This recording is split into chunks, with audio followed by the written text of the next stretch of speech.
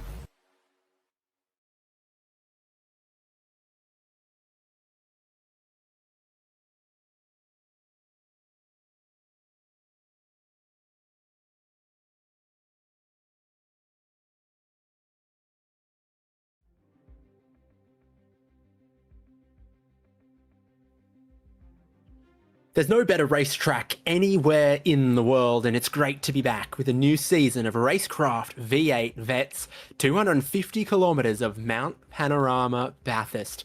Thank you so much for joining us live here on SimSpeed TV. David Haynes with Brock Cadday and Jay Kennedy in the production. It's a circuit that needs no introduction, Brock Cadday. Excuse me. It is great to be back here, guys. Season 27 of the RaceKraft V8 Veterans, and as you said, no better track that we could get started at here. It is excellent. It is classic Australian. We make the holy pilgrimage to the mountain once a year for the 1000, and seemingly in most of our V8 Vets seasons we do the exact same thing. I'm excited to kick off here, and usually a 250k race is just crazy to start the season here. So let's look at the season that's ahead of us as we look at Mount Panorama to kick off the calendar. Usual Racecraft V8 Vets is a 10-week season located within the normal iRacing seasons. And we have a jam-packed calendar. We're squeezing in all of the Australian classics as well as some American street circuits. And it means we've got 250 kilometers of Mount Panorama before Road America and Road Atlanta. Then the streets of St. Petersburg, Florida, VIR, the streets of Long Beach, COTA on the NASCAR West layout, no chicanes at Fuji, Nürburgring combined, Gesamtstrecke, as they say in those parts, the Nordschleife, and Adelaide Street Circuit to close it out. What a calendar, Rocky. Some of North America's greatest tracks and street circuits, and all of our Australian favourites. This is probably one of the best V8 Vets calendars I've seen in a little while since commentating this series. That is just some of the best tracks that could give some of the best racing around here with some new and old favourites. I'm really excited. I know we're a few weeks away from this. Nürburgring combined, that is going to be a special race to watch. So, but that just means you've got to stick with us for the whole championship to watch it unfold and get to that one as well. I'm excited. The competition's hotter than ever. Let's get cracking. So funny seeing 200 kilometers of Long Beach, 64 laps, 200 kilometers of the Nordschleife, 8 laps. But we can look forward to that one. We had a new champion for Racecraft V8 Vets at the end of last season. Wayne Walker breaking through for his maiden championship after taking race wins in I think the 3 previous seasons to that. Darren Lobb snuck into second right at the end with Ken Latta completing our top 3. These are going to be some of the drivers to watch heading into a new season. Yeah, that's it. Wayne Walker had been fast and consistent for a couple of seasons, but last season he really he came out of the gates, he fired out of the gates, and he never slowed down. Really well-deserving champion in V8 Vets, and he's got some competition though, keeping in mind, like we saw as the season went on, guys like Lobb, Ladder, Stone Street and McLean were quite impressive. They got faster and faster as the season went on. So a lot of these guys you see in this top 10 behind Wayne, do not count them out of chasing him down this season to try and take that crown off him. So I think we're in for a good one here, and I could not tell you who is going to win this championship sitting here in round 1. Absolutely not. There'll be a handful of new drivers. This is split 1 of 4, so some new drivers have come in and been adjudged to go into split 1. Some drivers have stepped back and created some vacancies. Some drivers have been promoted from split 2 into split 1, so there will be a few new and returning faces for season 27 as well. And that's part of the fun of V8 Vets, is that they give the guys in split 2 an opportunity, if they do really well, to come up into split 1. So we'll keep an eye out for them and try to give them a bit of screen time as well, so we can learn these new faces and cars that we'll be seeing this season. But tonight, as mentioned before, 250k race, 41 laps around Bathurst. I know it doesn't sound like many laps, but it's a long distance, 6.2 kilometre lap around here too. Must complete 75% to be classified in official results. The starting fuel fixed setup, 80 litres. But refill capacity is 100%, so that's going to blow the strategy wide open. Fuel burn, 4.6 to 4.9 litres per lap, around 110, 120 litres to go into the car over 2 compulsory pit stops. That pit stop window opens at the end of lap 2. Critical lap for that second stop where you can fill up and get to the end will be around lap 13 or 14. Yeah, strategically some pretty wide windows for our compulsory pit stops. This is what it looks like. So the earliest you could fill up and get home, as you said, lap 14. 80 litres, a generous amount of starting fuel, could get you as far as lap 17 or further if there is a safety car. And if there is a safety car on the first lap, it delays the opening of the compulsory pit stop window until the end of that safety car. Otherwise, if a safety car comes out somewhere in the middle, you might think that's a good opportunity to get one of your compulsory pit stops done. Tyre changes happen a lot quicker than fuel goes into these cars with the size of those fuel tanks as well. So we're looking mainly at a fuel-driven strategy rather than the tyres holding up anything at the pit stops.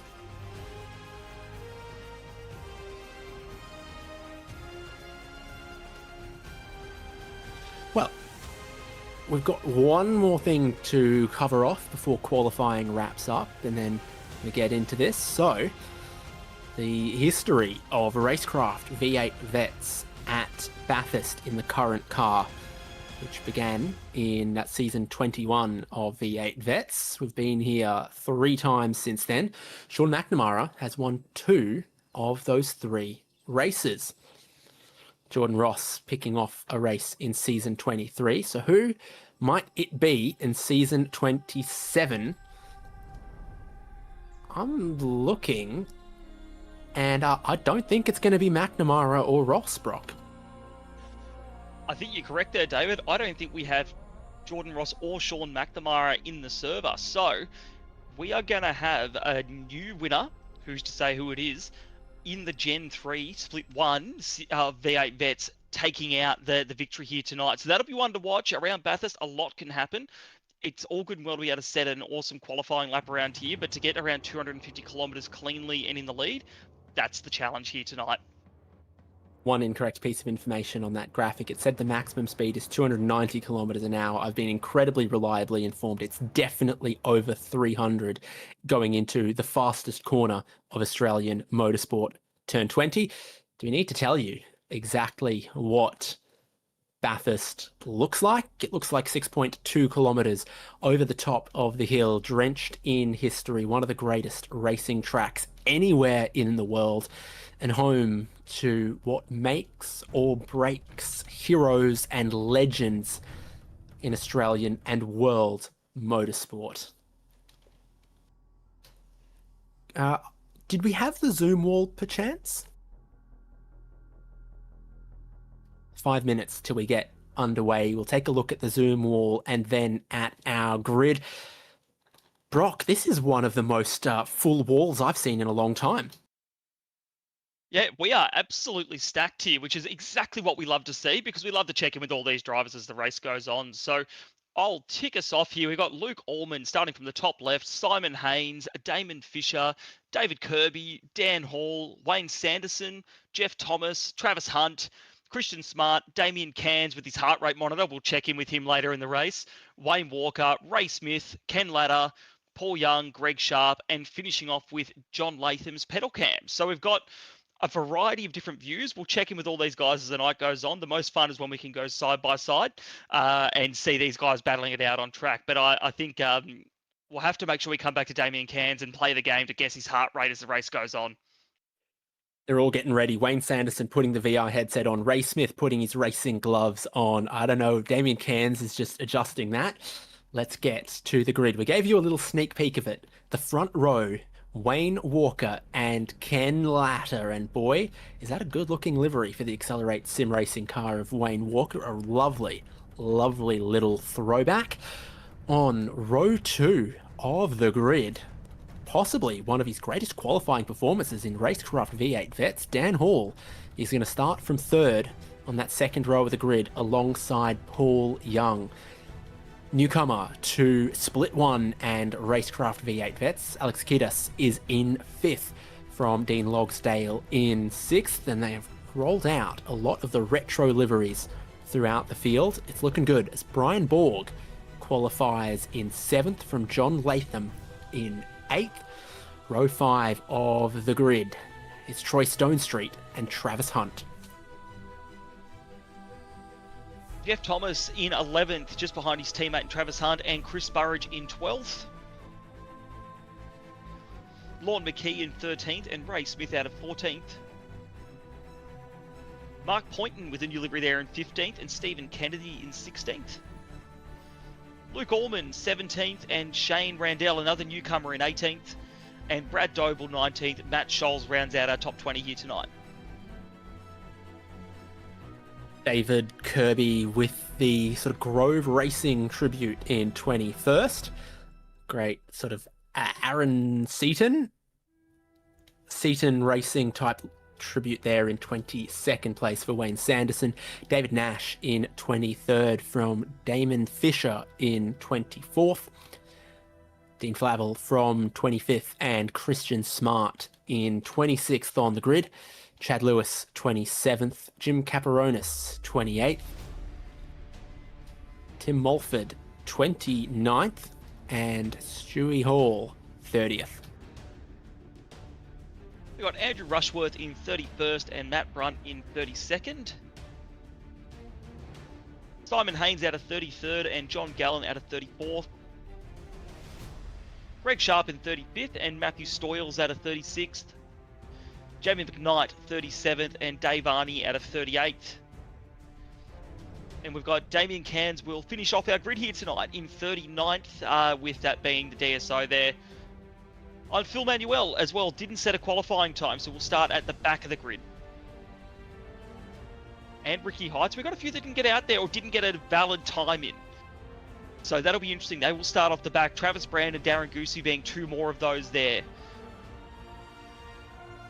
And that is our grid here tonight for round 1 of season 27. A pretty packed house for 250 kilometres around the mountain.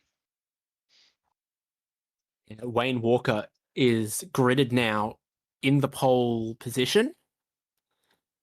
I see him there. Center lower right. What's that for? 11 of 16 in this. He's getting ready to go, and he's staring down at turn 1, Hell Corner, hoping for a good getaway. The weather is absolutely perfect. 18 in the air, 20 on the track. Nary a zephyr of breeze to blow your gazebo around. Absolutely perfect. Wayne Walker's got 250 kilometres ahead of him to try to defend his championship lead in the best form that he possibly can. They are going to rev from the standing start.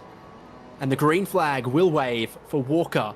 Latter on that front row. Dan Hall starting from 3rd. Looks like Paul Young hasn't gone as far as he'd like. Alex Kiddis already making spots before they go into turn 1. Brian Borg diving down the inside into turn 1 as well. All about the exit from Hell Corner as you point up Mountain Straight and begin to climb the mountain. Over 40 cars in split 1 for this first race of the season, all looking to navigate this opening lap cleanly. Wayne Walker has dropped that clutch and got out of here perfect. It's all about the battle for the positions behind him. That's it. That's exactly what he needed to do, start this season off on a positive, and that's exactly what he's done here as we look through to the middle of the pack now, where they're still sorting themselves out side by side, coming into the cutting now. Best to be single file coming through here, particularly on cold tyres, and start of the season as well. We're all a bit cold there to get warmed up. Line astern now as we start to run up the mountain here, up and through Reed and Sulman. They're getting pretty close to the wall there. They're certainly playing with fate. Paul Young across the top of the mountain here, dipping down into McPhillamy and across Skyline for the first time tonight. First of 41 laps around here, down through the S's. All fairly calm, knock on wood. These guys are just settling in, seeing where they can get to. Paul Young 5th at the moment as we watch on. Now we head back down the mountain towards Forest Elbow to come through the chase to come down Conrod for the first time. 42 cars took the race start, but Chad Lewis and Tim Mulford have black flags. They appear to have jumped the start, and they have penalties that they are going to have to serve quick smart, and they might be praying for a safety car deeper in this race. And Walker with 6/10 of a second lead over Ken Latta. We're looking at Alex Kiddis, who got a really good start. Paul Young, who didn't. Brian Borg with a good getaway, but also an aggressive posture down towards turn 1 on this opening lap. So he's moved up some spots through the chase past the Ridges Hotel. Wayne Walker still leads. Brock, the other night I met someone who used to work at the Ridges Hotel. Now they're serving at a bar in Brisbane. Can you say who, or is that private information? It was just a dude. I said something about Bathurst and he was like, I used to work at the Ridges Hotel. Pretty quiet most of the time, except when the race cars were here. Things are exciting for Paul Young there. He's gone a little bit wide out of Hell Corner, kicked up the dirt and the dust, cost his momentum up the straight. And Brian Borg, climbing Mountain Straight, is going to look like he's going to pick up another position. So we're going to have a look on board with Chad Lewis in a moment for the jump start. Yeah, that one's pretty cut and dry, unfortunately for Chad. Might have just let off the brake a little bit there, but of course you're on a slight downhill at that part of the circuit, so the car's just rolled forward, and unfortunately for him, that's pretty cut and dry there. Back to live images now, with Wayne Walker still out front there. He's got a healthy little gap over Ken Latta, Dan Hall behind in third place, not letting Ken get too far away here at the moment. So this will be an interesting one to watch. You mentioned earlier, David, that we're used to seeing Dan Hall start a little bit further down, but work his way through the field really efficiently. But tonight, he's already up the pointy end, and I'm really interested to see what he can do up there. We know he's got some pace in hand every race that he does. Now's his opportunity to really burn it and see where he can get to. He looks absolutely ripper focused as well. The top three beginning to get away as we've seen battles for position between Kiddis, Young and Borg, 4th, 5th and 6th behind. He has a look at what the timing, the fuel consumption, maybe the broadcast up on his 4th monitor heading down the mountain straight, but then it's going to be pretty tough work through the chase, through the bottom part of the racetrack, and it's always relentless tough work across the top of the mountain as well. So he just took that little moment for a breather and to take stock of where he sits in the race coming to the end of lap 2. Having a look now, Damien Cairns. We are going to very early in this one guess the heart rate. David, what do you reckon? What are we sitting at? I think on the grid he was sitting at 120. I think he might have calmed down a little bit by lap 2. I'll take 118. All right, I'm going to go 122. Drum roll, please. 143. You were right about the hard work across the top of the mountain, David. Damien Cairns is absolutely working his heart out there, quite literally, to fight for every position he's getting. That is wild. Just shows you how hard you do work, even in the sim, trying to get speed out of these supercars. Cairns runs in the 32nd position at the moment. I think he was one of the drivers with no qualifying time. At least he started 39th on the grid.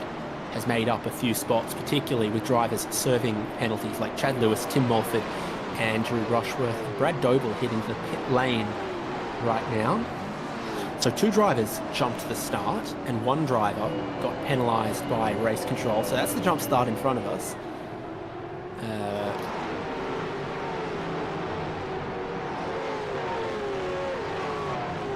And then Rushworth a little careless on the race start.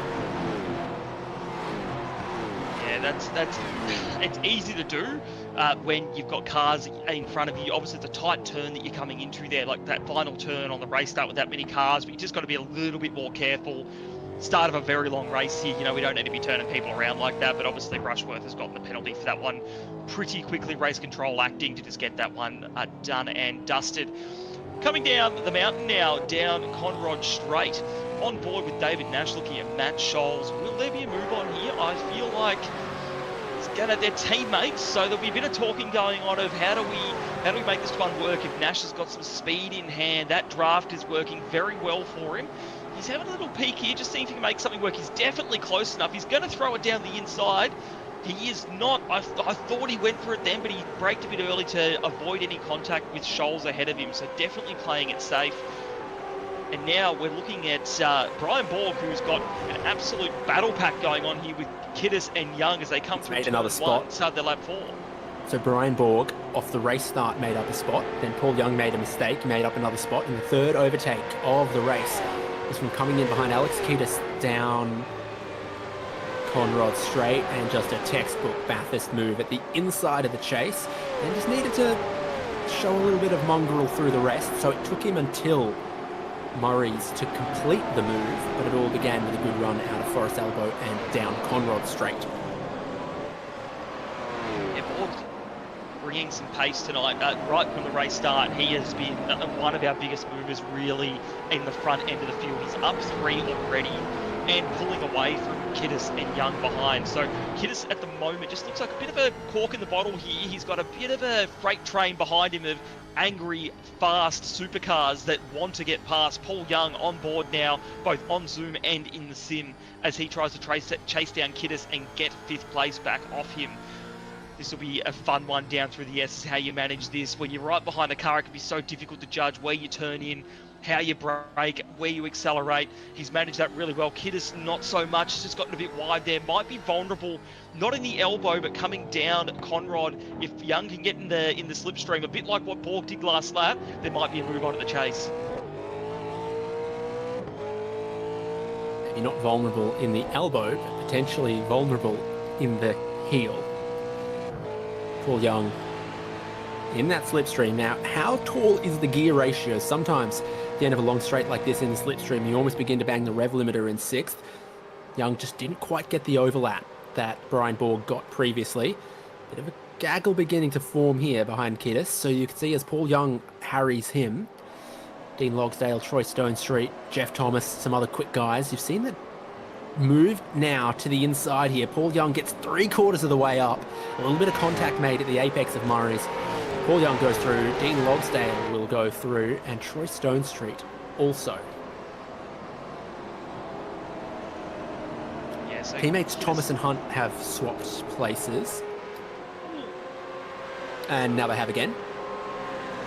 Oh, that was a close one. Thomas then, great save there. I thought he was going to the concrete on the left-hand side of the track then. He gassed it up a little bit too much on the curb, but got out of it. We'll have the replay. He got out of it and saved it and kept on going. That could have been night over, and it was just a really, look at that, great save, heading straight for the concrete. Yes, he's lost a lot of positions, but he's still out there racing. Really great car control. Got going again just in front of Lorne McKee. iRacing continuing to give Bathurst a couple more graphical updates, and those very enthusiastic photographers out there as well. Problems for David Kirby. This is on the exit of the cutting. And a bit of damage there on the front left as well, so he'll keep going. We don't know if he's going to actually have good steering damage from that. Clearly has had a moment at the cutting there and ended up in the fence. Getting back up to speed now, but that's popped him very much far down the order from where he was around the mid-pack. We're going to have a look at this now, and he's just gotten into the concrete too. He's just gotten gassed it up a little bit early there, very easy to do, and has unfortunately popped the concrete there, but he'll keep on going as we flash to Travis Hunt and Chris Burridge battling it out down Conrod. But this looks like Burridge potentially looking to take a top 10 spot away from Travis Hunt. Travis Hunt's placed correctly to defend and keep that top 10. His teammates trying to make some moves again in the background there. New livery for Mark Poynton. And then in front of him, Ray Smith with a tribute that I'm not quite yet placing. Can you tell me what you think is on the 27 car?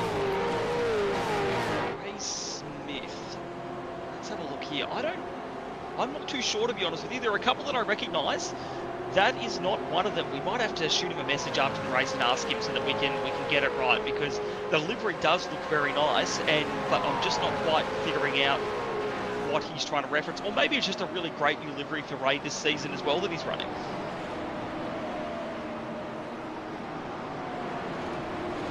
To find out probably later on tonight, I reckon. But he's running pretty well, up in 12th position.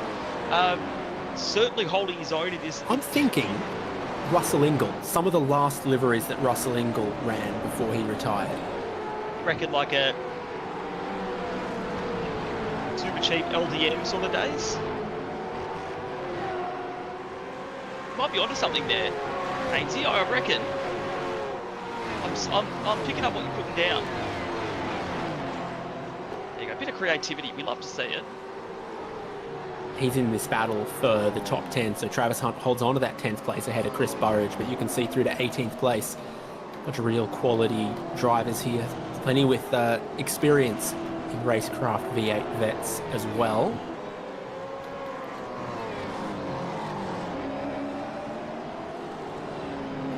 Dean Flavel's got the record for the most race starts in this series, doesn't he? And he keeps ticking off that number, not going to let anyone catch him in a hurry. But that battle for the top 10 there, you flash forward, Wayne Walker is beginning to step away to a 2-second lead here. Dan Hall's beginning to put a little bit more pressure on Ken Latta. Brian Borg in 4th, not doing so badly for himself there either. Going to get a lap time check at the end of this lap. Wayne Walker 206.8, 207.2 from those behind it, 206.9 from Brian Borg, 207.5 from Paul Young. So you've only got 2 drivers in the 206s. They're Wayne Walker in 1st, and they're Brian Borg in 4th, who seems a little unleashed. And I think for Brian Borg in 4th, all he's got to have is Dan Hall and Ken Ladder come together, and he's right in that fight for the podium. So he's just got to keep doing what he's doing, much like the guys that are fighting for this top 10 at the moment. Looking at Chris Burridge now, and Hunt has a bit of the pressure taken off him at the moment. Now that pressure's been put on Burridge with Smith and Poynton right up behind him coming into turn 2. This is going to be a fierce battle that goes on all night. We often see this in V8 Vets, that it's such a tight field that in the mid-pack in particular, it'll keep chopping and changing and swapping all night long. And Burridge at the moment, he's got a bit of pace underneath him at the moment. We did see that a couple of laps ago when he tried to get around Hunt and couldn't make it happen. So I think he's looking to try and score a top 10 to start this season off, but he might be dragging a few cars with him in the background if they can stay attached to him.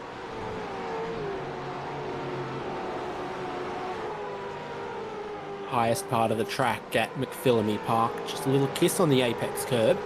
You really use the exit curb to steady yourself before going over Skyline. Not afraid of a bit of a curb through the S's or getting up against the concrete walls on the way in and through the dipper. Plenty of them getting close to the apex at Forest Elbow here. But that last little bit of the wall that sticks out.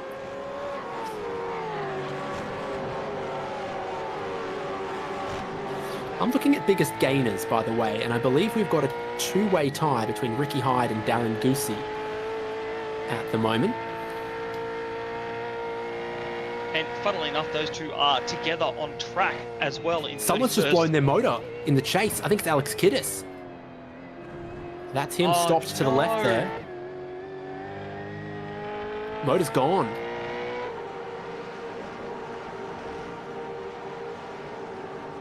So this could be interesting because this might lead to a safety car, which we are past the compulsory pit stop window openings. That was on lap 2. You probably want to go a bit further into this race. We're just now on board with Kiddis as he comes down into the chase here. There it goes. It was almost at the end of the braking zone. You can guarantee it would have just been an overzealous downshift, and that's all that's done it. So now he's parked on the inside of the circuit. They're still waiting for the word from race control on what he can do or whether this is a safety car or not. In the meantime, the race goes on track. Dan Hall keeping Ken Ladder honest at the moment, not letting him run away. So, and we've just heard the safety car has been called. Was they were gonna let it sort of go half a lap before calling the safety car, because if they'd called it immediately, the leaders had only just gone through turn 1. So the safety car for season 27 is the new Porsche Cup car. A few drivers reacted to the stopped Ricky Hyde and have already made pit stops, but a few of them have gotten black flags on their pit entry. Jim Caparonis and Greg Sharp. I don't know what they've done wrong as far as cutting the entry or speeding. That is going to cost them quite dearly. The highest placed driver who's made a pit stop is John Latham from Brad Doble, and Chris Burridge was also one of those drivers from 11th place. He would have been 10th once he'd passed Ricky Hyde, jumped into pit lane and really took a big drink of fuel. Yeah, so this is where this strategy is really going to come into it, isn't it? We'll probably see quite a few people pit during this cycle, and this will be where that strategy comes in. Do you do a short fill just to try and get some track position? It is king around Bathurst, but that will come back to bite you if you don't have pace later in the race. So a lot of mind games will go on here to see who wants to try and help themselves later on in the race, or who wants that track position now. And we're starting to see more and more of our front runners come in and get their first compulsory pit stop out of the way. Really just a smart strategic option under safety car.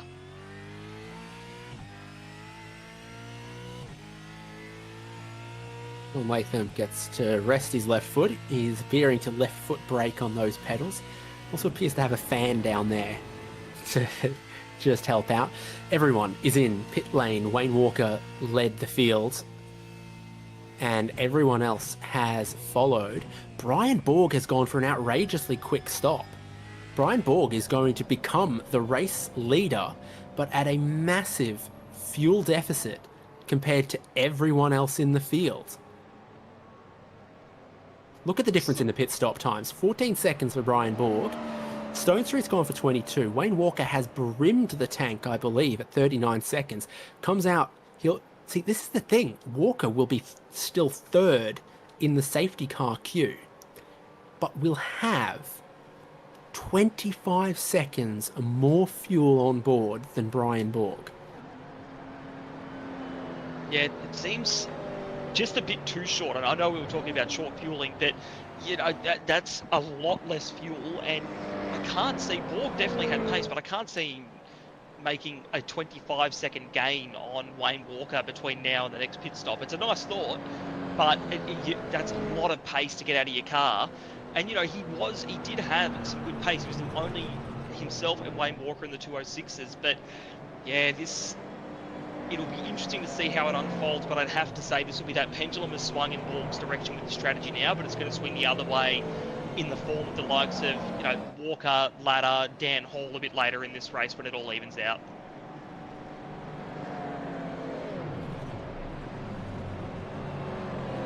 Got the feeling Brian Borg has slightly shot himself in the foot here. Very different to everyone else's pit stop times, around about the 30 seconds, sometimes more. I'm seeing so many pit stops in the 37.9 to 39.3 seconds that really reeks of just fill the tank up. I got 100% fuel tank size. What a luxury to say, just fill her up, mate. I know. We often don't see that this early in the race, that someone just goes, all right, I'll pop as much fuel in as I can. But that's what our leaders have done. That's Walker, Ladder, and Dan Hall have pretty much all done the exact same thing. So that means that next stop will be really short for them. But that puts what were our effective first, second, and third. Their first, second, and third on the same strategy for later in the race. So it'll be we're seeing a lot of different strategies unfold here. That's what we thought would happen when we have that 100% uncapped fuel tank. It gives people the freedom to actually do what they want to do, and that's what we're seeing. So now the question is, the people who have taken the gamble to get some track position, and there's more of them throughout the field that have not taken that full brimming like we talked about Walker taking, can they take advantage, use that track position and run away with it a bit, and will that provide a bit of a shake-up in the field?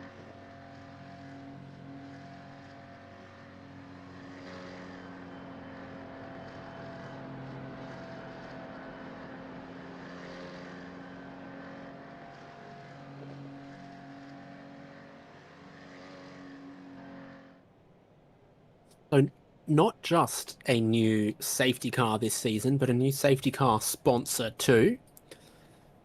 Project Fade streetwear on the Porsche 992.2 Cup car, currently pacing the field, and race leader Brian Borg. Great looking car, even better looking livery with that new sponsor on board as well. Great to see so many brands that come in to support the V8 Vets and want to be a part of this, whether it's on the safety car, whether it's the naming rights, whether it's our M1 used cars driver of the day. We've got so many different brands that love being a part of it, and we love having them, particularly when we get to see them on such a nice sports car like the Porsche 992.2. And here we go, we're getting Brian Borg's view from the top of his car, looking at the back of that Porsche as well with the new sponsor.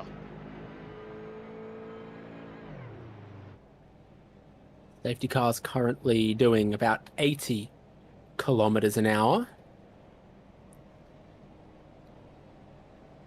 So, whose boots do you want to be in? Wayne Walker's the obvious choice, but I think Ken Latter and Dan Hall have done pretty well for themselves as well, as they sit inside of the top 7 positions. But they've got the thing we all desire: a full tank of petrol. Yeah, look, I think Wayne Walker is definitely the guy with the best strategy and in the best position at the moment, with only a couple of cars up ahead of him that have way less fuel on board. The strategy is at his beckoning. Ladder and Hall and even Paul Young, they've all filled up to the top. A little bit more difficult, bit of traffic between them now, so they're going to have to manage that throughout this sort of middle stint of the race to make sure that they don't ruin their own races battling away and losing time to the leaders. But even then, there are a couple of like Dean Logsdale, he put a full tank in. Ray Smith, who we were just talking about earlier, he was knocking on the door of the top 10. He's dropped back a little bit, but he's got that full tank on. Mark Point as well. So we've seen some guys jump up because they've short-filled, but I reckon there was some pretty hot pace going on around that top 10 area, and I would be watching for them to fight their way back through and honestly nullify the short fill that a lot of the other cars have done. I reckon we're in for a pretty hot middle stint of this race.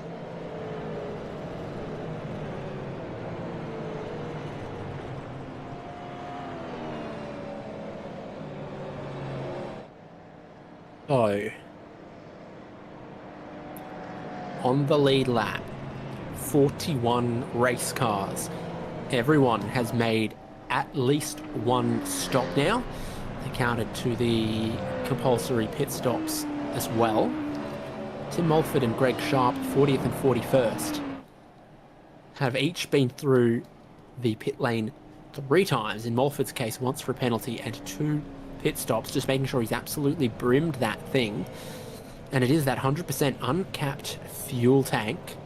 Mulford might be able to make it to the end, but at the moment he sits in 40th place with 39 cars in front of him, all of which, even if they still require one stop, aren't going to need to take too much fuel. They're going to be pretty quick stops, those remaining stops, for drivers like Wayne Walker, Ken Latta, Dan Hall. Beefy ones left for Borg, Stone Street, Travis Hunt, Jeff Thomas.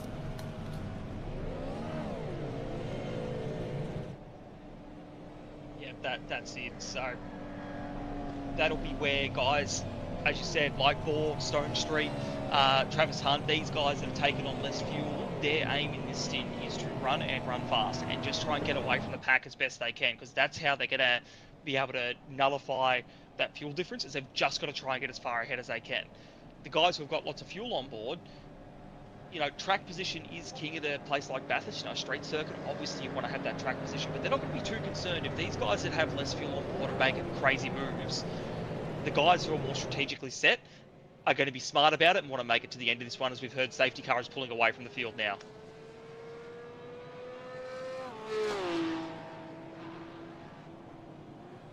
Brian Borg leads the field at the moment from Troy Stone Street, and the defending V8 Vets champion, Wayne Walker, in third. The last pit stop times are on the screen. The bigger that number, the less fuel you're going to have to take at your remaining pit stop. A 2 compulsory pit stop race and a relatively early safety car has brought everyone in early. Brian Borg ready to go early as well, underneath the bridge before Murray's Corner. We are going to restart this 250-kilometre season opener at Mount Panorama. Wayne Walker clobbers a whole bunch of the curb at Murray's. Travis Hunt, in a much lighter car, gets a fairly good run at him. Yeah, I thought Travis Hunt was going to have a serious look at Wayne Walker then and try and get a move done. Hunt, one of our guys who's got quite a bit less fuel on board. So again, he wants to make moves forward. He needs to be running away from his competition. Didn't quite get it done there. They'll make the run down into turn 2 now. Walker going ever so slightly defensive, just making sure Hunt knows it's not going to be easy for him.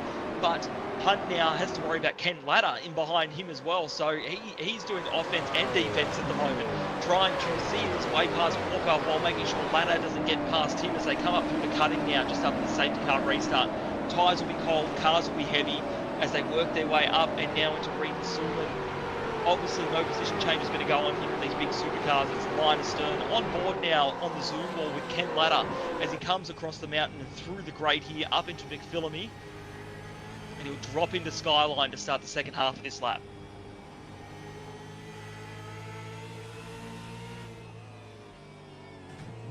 You can see when he gets close to the red wall, because it's on his face for Ken Latta, and also I guess when he gets close to the back of Travis Hunt, as he does right now, heading down the hill.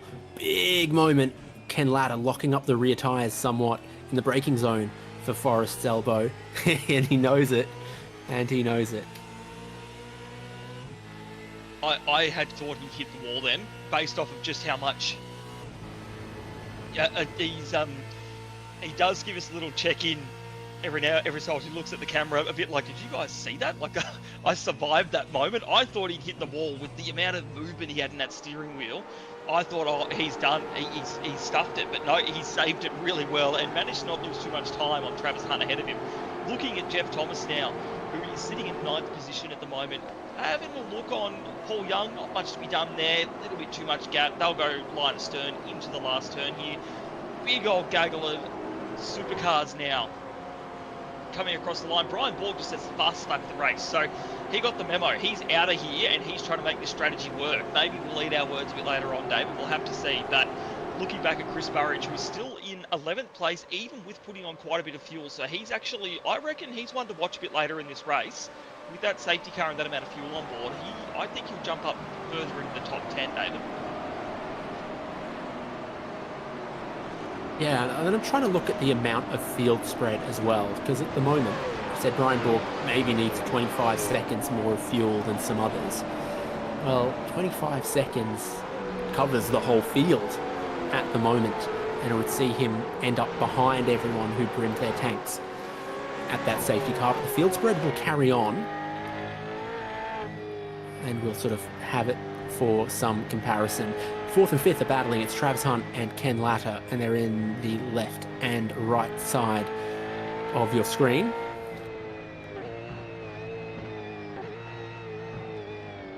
This is one of the cool things I love about our Zoom wall, is the ability to have it. Yeah, these two drivers who are battling it out on track. We get to look at them on the in sim and then see how hard they're working in the car as well, in their own sim rigs. So Latta, he is fighting. He wants to get this move done on Travis Hunt. No mistake there this lap for Latta. No big slide blocking the rears. Got a decent run, although I think Travis might just have the legs underneath him to not have a move done. And we've got a car parked in the wall here. Damon Fisher has gone in at the dipper, but he's going to keep going, so we won't see a safety car here. Definitely some damage to manage there, but luckily the race will continue on. He was running in 15th. Now he is in 41st. I think he's been around at the dipper. Yeah, he's lost it very early. Spun out on that side of the dipper and just had to wait for the whole field. Eventually they've squeaked their way through. Yeah, always an awkward one there, because there's really no room at the dipper there when a car has an accident. So unfortunately, a couple other cars involved in that, Shane Randall being one of them, that Cooler Master delivery for Infinity Motorsport. I do quite like that one. Christian Smart was another driver involved there. These two battling out on track for 20th and 21st position. Shane Randall's going to go for it down the inside. Smart, a little bit of a slide onto the curb there. They're going to go side by side there down Mountain Straight, down towards turn 2. Christian Smart with the ideal line on the inside, and with some drafting partners up behind him, trying to get him pushed through into turn 2 here. Oh, it's looking a bit wild and woolly. Smart down the inside. He's going to back out of it a bit here. Randall, no, he's wide. He's on the marbles. He's nearly in the wall, and he's going to lose some positions out of this. These guys are fighting tooth and nail. Christian Smart knew that the cambered side of the road going into Griffin's Bend was the place to be. He holds on to 20th with David Nash just behind him. Shane Randall slots back in to 22nd place. We get a look at Christian Smart. His arms do a lot, but his face doesn't tell us near as much as Ken Latta's, for example. Christian Smart is our, he's just a really cool, calm, collected driver.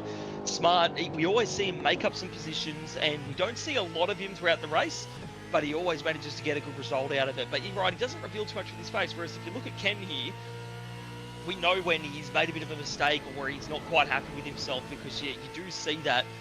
But honestly, if I had a camera on me, you'd be able to tell if I wasn't very happy with my driving as well. But here he is, through the kink, into the chase. We did hear in the background from our producer, Jay, that he had a brush with the wall somewhere over the top of the mountain as well. So he is pushing on and trying to get this position off Travis Hunt, but to no avail just yet.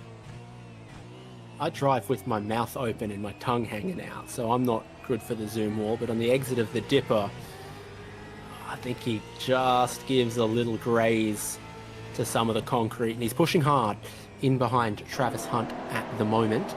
Stone Street and Walker just getting away a little bit. I think Stone Street could be in a little bit of trouble here. And Brian Borg has set the fastest lap 2 laps in a row. He's been the fastest car on track the last 4 laps. Christian Smart heads to pit lane. Bit of damage on his car, but a stop now will get him to the end and tick both boxes on the CPS. Yeah, so this might just be a good strategic option. That battle we were watching was getting pretty hairy, and that would just be losing him time. We know Smart's got some pace underneath him. Regular sort of top 20, top 15 driver in the series, so he'll get out of that craze, that gaggle, and try to make something of a strategy, and can make it home from here on fuel. This is actually the critical lap number you can make it home from, lap 14. Now, looking at this battle here with Ray Smith and Mark Poynton for 15th position on the track at the moment. Smith coming through the grate and up over McPhillamy and into Skyline shortly. Just managed to drop Poynton off a little bit here. Smith is one of the ones who has a bit more fuel on board, and I reckon might jump up a bit in this next pit cycle, particularly with some of the pace he was showing earlier on too. But he's got to try and hold off the likes of Mark Poynton to get to that point first. No pun intended, and even with Stephen Kennedy just looming in the background of some of these shots as well. He's got to try and just get a wriggle on and break away. Poynton gets a really good exit there onto Conrod, and now we'll chase it. We'll chase Smith all the way down to the chase.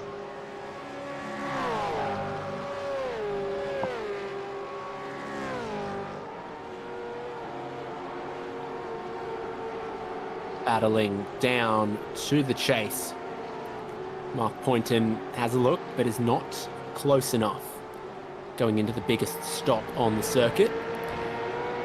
This is a replay from earlier on. Ooh. How much concertina do you want at the cutting? And then, Dan Hall. No, not Dan Hall. Sorry, Chad Lewis. Chad Lewis is what I was told. The Camaro that went around. Yeah, that was just all very clumsy in that moment there. So hard in the cutting when the traffic all banks up. You got everyone's locking up, and then Stoyles has gone to the inside to try and avoid Chad Lewis, and has unfortunately spun him back into the likes of David Kirby. So just a really unfortunate one there. Multiple lockups. Stoyles has done the right thing to try and avoid them, but by doing the right thing, it's inherently turned into the wrong thing and caused another incident. So unfortunate, but it is part of racing here at Bathurst. As we go back to live pictures here, Mark Poynton has made that move on Ray Smith and is up into 15th. So Poynton with pace to burn, he is out of there. He's into this top 15, and I don't reckon he's done yet. Similar strategy for all of these drivers, including Steve Kennedy and Lorne McKee just behind. Get some of the drivers a bit further up that need to be worried, like Wayne Sanderson, only 27 seconds at his pit stop. He's got maybe a 12-second fuel deficit to those drivers that are just coming over Skyline behind him as well. A lot to play out when we get to the second phase of pit stops. 1 or 2 drivers have already given it a go. It's Wayne Sanderson's perspective. Just before the race start, we saw him putting his VR headset on.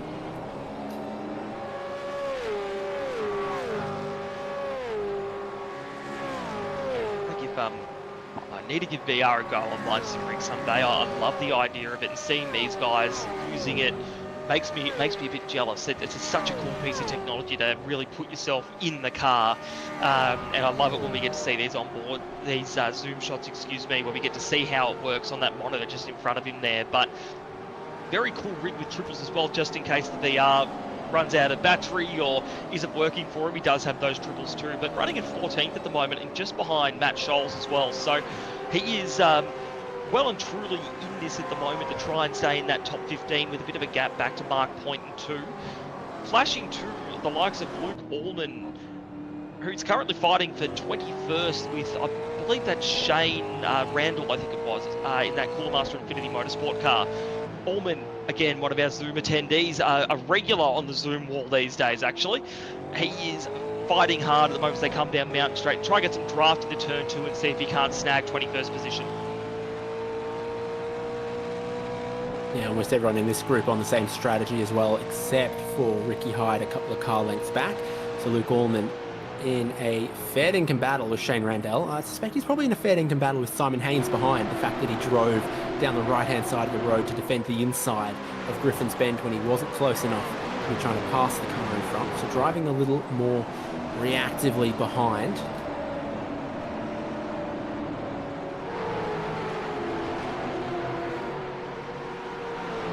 This gaggle to me. Oh, jeez, he's nearly put it in the wall there, Randall. That is, he's pushing on at the moment. Got a bit of that damage from that incident earlier in the dipper as well. So surely that car is not the nicest to drive, but this is a full-on battle pack we've got going on here. This stretches just about back to high in the 20s.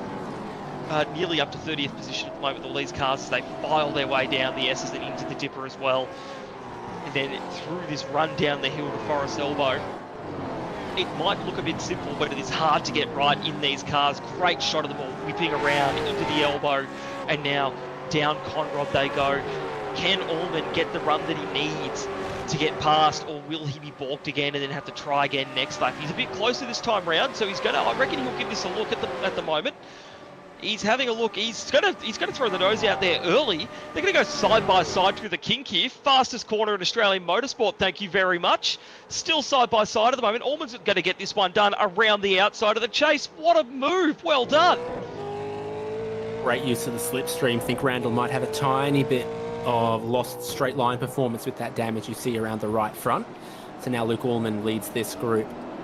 Simon Haynes and Matt Brunt behind are going to look to try to make similar moves if they can. Dean Flavel, John Gallen, Phil Manuel, Ricky Hyde, Dave Arney and Stuart Hall is this group. Highest running driver to have made 2 pit stops is Tim Mulford in 33rd. Remember, he's made some interesting strategy calls before. So I wonder what he's doing here. He's ahead of Cairns, who's served a drive-through and taken 1 pit stop, and Greg Sharp, who's served a drive-through and taken 2 pit stops, I think.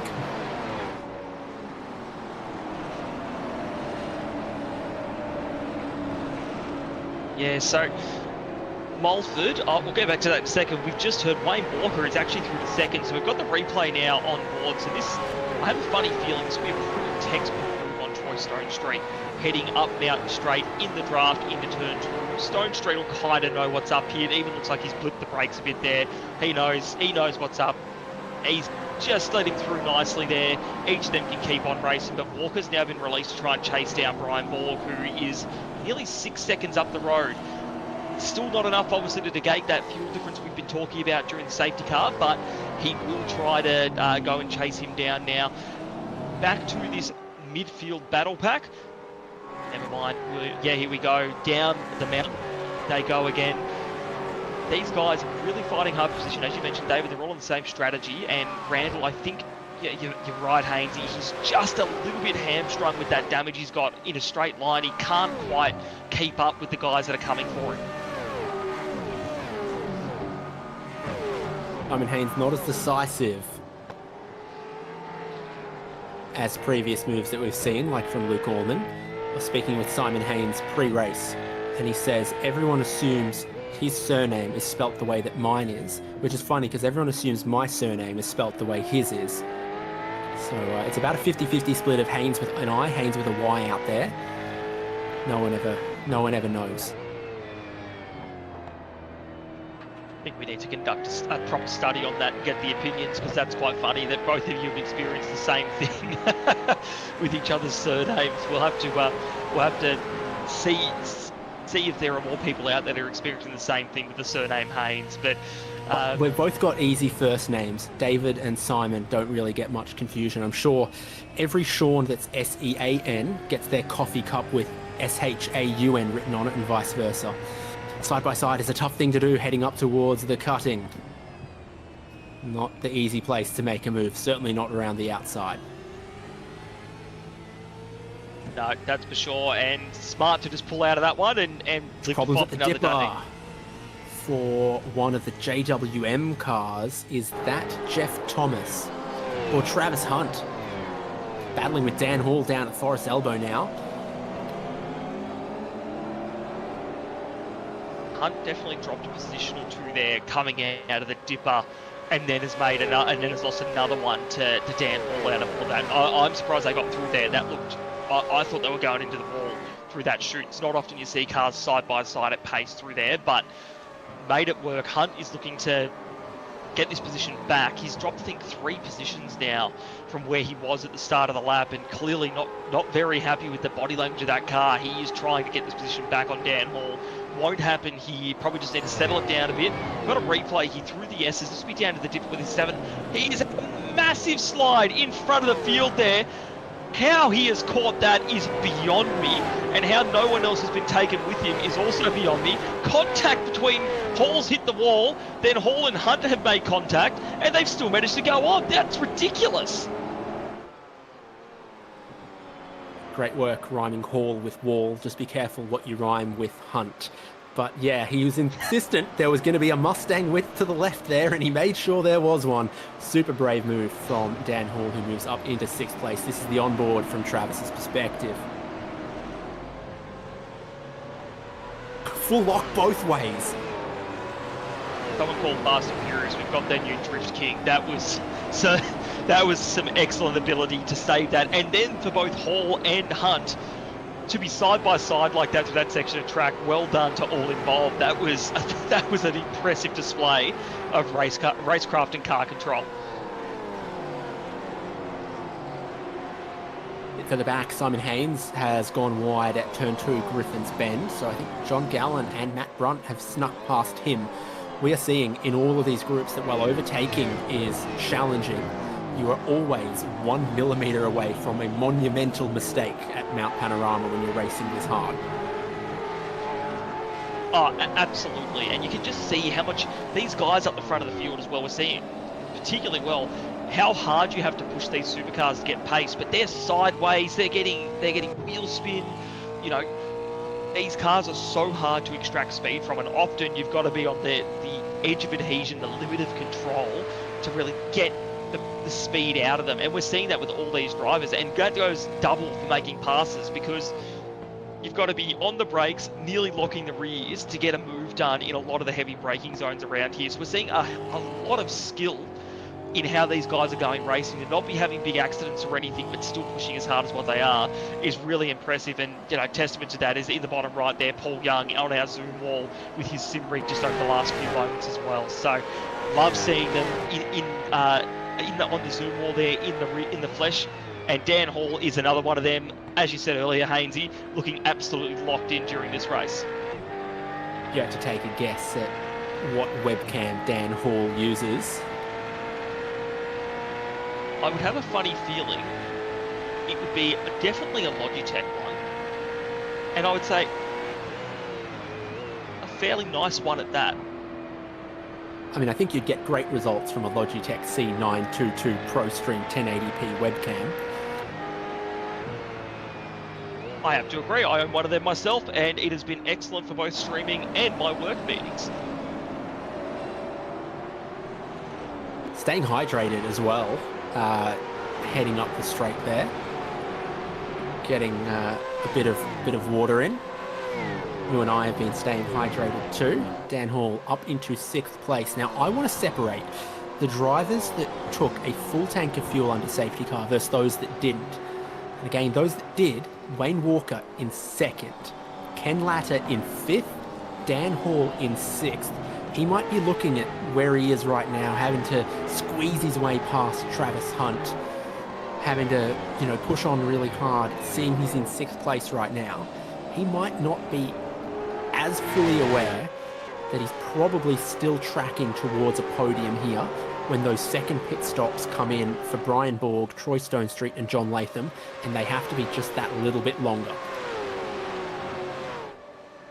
Yeah, I do agree here. I think Dan just needs to play it smart a bit. Like, he's in a pretty angry battle pack here. Like, Travis Hunt is right on the back of him and wants to get a move done here. And I think for Dan Hall, if that move gets made, you're exactly right. He's got to have some comfort in the fact that he has got that fuel on board, and he might not know it, but he's in a really good position at the moment, probably for one of his best finishing positions in V8 Vets history from what I've seen in recent history anyway. So just keep it up out there, keep it cool, calm and collected, and once this next cycle of stops goes through in the next sort of 5 to 10 laps, I reckon, we'll start to see this all equalise for him. But I wouldn't want to see any risk taken by Hall if the likes of Hunt or Young, well, Hunt in particular, tries to get past him on a bit of a charge back through the pack.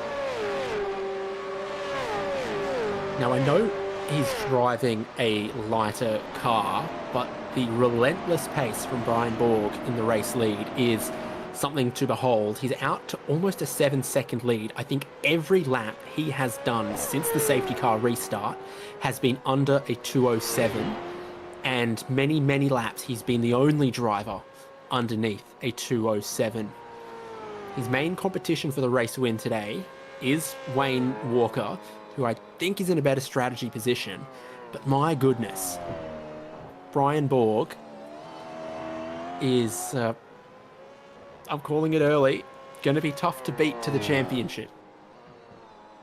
This is pace we haven't really seen, you know. Last season we saw that Wayne Walker really brought it to Jordan Ross, but now Brian Borg is really bringing it to Wayne Walker, so that'll be really one to watch. We're going to have a look here at Jamie McKnight, who started right up the very back of the field, you know, last couple of rows, and he is currently up 18 positions on where he started, and what's been a real charge through the field to 19th now, and did take on not quite a full tank, but just a few seconds short of one. So as far as the strategy is concerned, he's actually in a really good position to make up a few more spots too.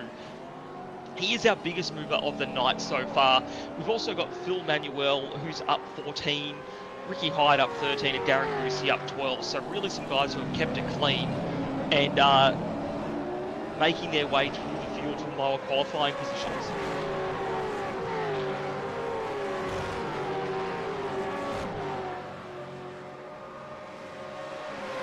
Phil Manuel in 26th at the moment. Tail end of this group that's got Randell, that damaged car, with Matt Brunt, John Gallen, and Simon Haynes trying to pressure him.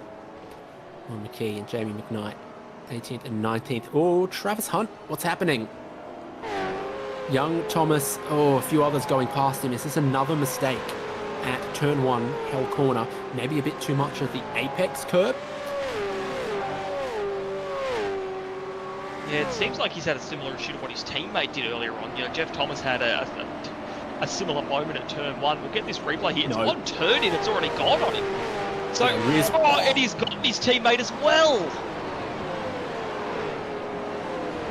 Oh, that's messy. Not great for Thomas and Hunt there, but yeah, like you saw, rear locked very early turning into the corner. It was way before the apex that it was gone, way before getting on throttle that the rear was sliding. It's the downshift and turn in here. And we see from his teammate's perspective, bonk.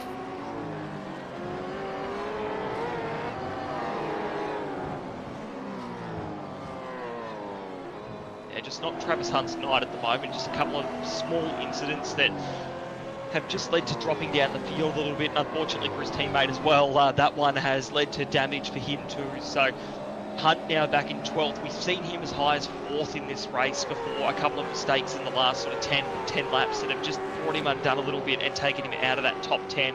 And he is one of the drivers who's taken on less fuel as well. So this is just going to really hurt him in the second half of this race.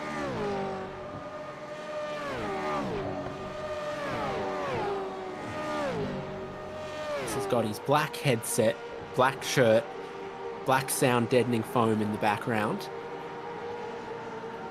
It was an interesting contrast to Ken Latta, who had his white shirt in the white room. Dan Hall has got his white headset. A fair few of our drivers in this league have got their white hairs as well. Hey, no judgment here, because all these guys in this server, white hair or not, could drive a supercar 10 times better than me on any day of the week. So I've got to give credit where credit's due to these guys. They race the pants off these supercars. Just checking in with Dan Hall there with his white headset. No comment on hair, as he is in 6th place. But as we mentioned earlier, definitely looking strong for a podium position at the moment on strategy, provided everything rolls out under green flag conditions. So he's just got to keep doing what he's doing here. Hunt having that moment has given him a bit of fresh air, a bit of breathing space, just getting to a rhythm. So he'll keep pushing on, as we can see as he nearly slides into the wall there. That's how you got to drive the supercars around here. But yeah, little bit of a flat zone here, which we usually expect just heading into that final pit stop, as we're seeing some of our drivers start to file through for that one. Yes, we had Jeff Thomas jump in for his second pit stop. Let's take a lap on board with John Latham and the currently unsponsored pedal cam.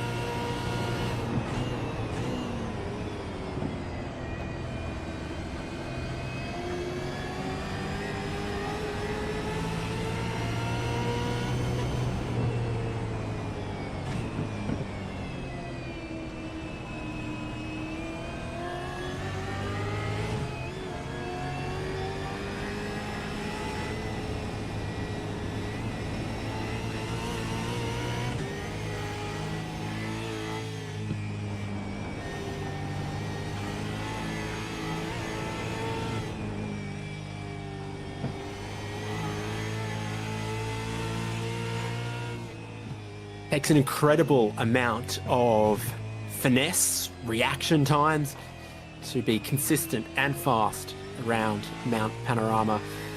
John Latham moves up a spot as Brian Borg, from the lead of the race, has had to come in to make his second pit stop. He's back out. This is where he's dropped to after a 7-second stop. I think that means that if you flip that the other way around, everyone who took a 37-second stop first time around is still going to need about 15 to get home. So a sort of a 20-second pit stop time delta between the first and the second stop or reversed. Bit of pressure on Brad Jobel here, Latham's teammate. Chris Burridge looks like he moves up into 7th if he can seal the deal on this move. Entering the second pit stop window, and it really sets up the back part of this race. The season opener, season 27 of RaceKraft V8 Vets. That looks like Sanderson Scholes diving into pit lane. It is Matt Scholes.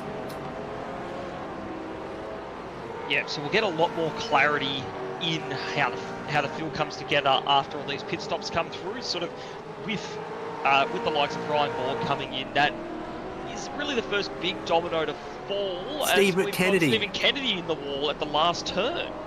I think the motor is gone. There's a meatball flag out for the number 55. Can't see the rain light on the back, but that is in the final corner. That's the runoff heading towards the museum at Murray's. So at the final corner of the lap, he's locked up the rear tyres, blown the engine, and almost driven into the TAFE.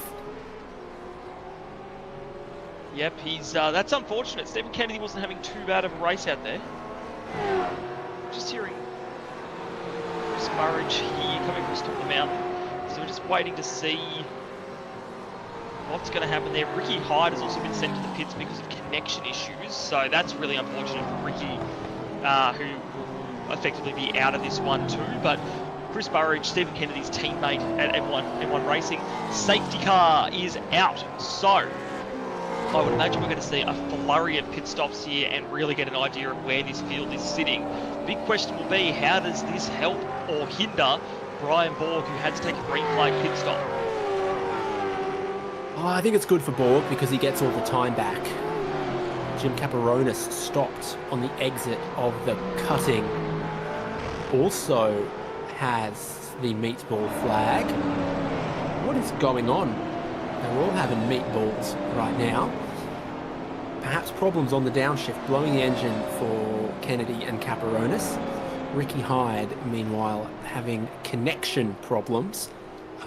iRacing electing to boot him from the race means he can hide, but he can't run. That was good, I like that. It looks like with Caperonis as well, I reckon that could be another dead engine because that's got that yellow light flashing on the back, which is usually the indicator of something in that car is not happy, and it's unfortunately dead. Just looking, Wayne Walker looks to have dropped and is gone, and that was right around that 15-second mark that you suggested, David, for pit stop time. If you had done your big stop earlier, that was what you're going to need to do in your second stop, and a lot of our front runners are ending up around that sort of 12 to 15-second mark. But Brian Borg, after all of this, is going to end up 7th. He's just gotten in behind Latham there by the safety car line. So this has worked out quite nice from him. To your point, Hainsey, it brings him right back in with the leaders. I wouldn't rule Borgie out for a podium, I don't think. Just looking at Caperonis now as well, excuse me, and there he goes, blown the engine on the way into the cutting, unfortunately, and that spelled the end of his race. Very fun to safety car speeds. He forgot what gear he was in, and he stayed in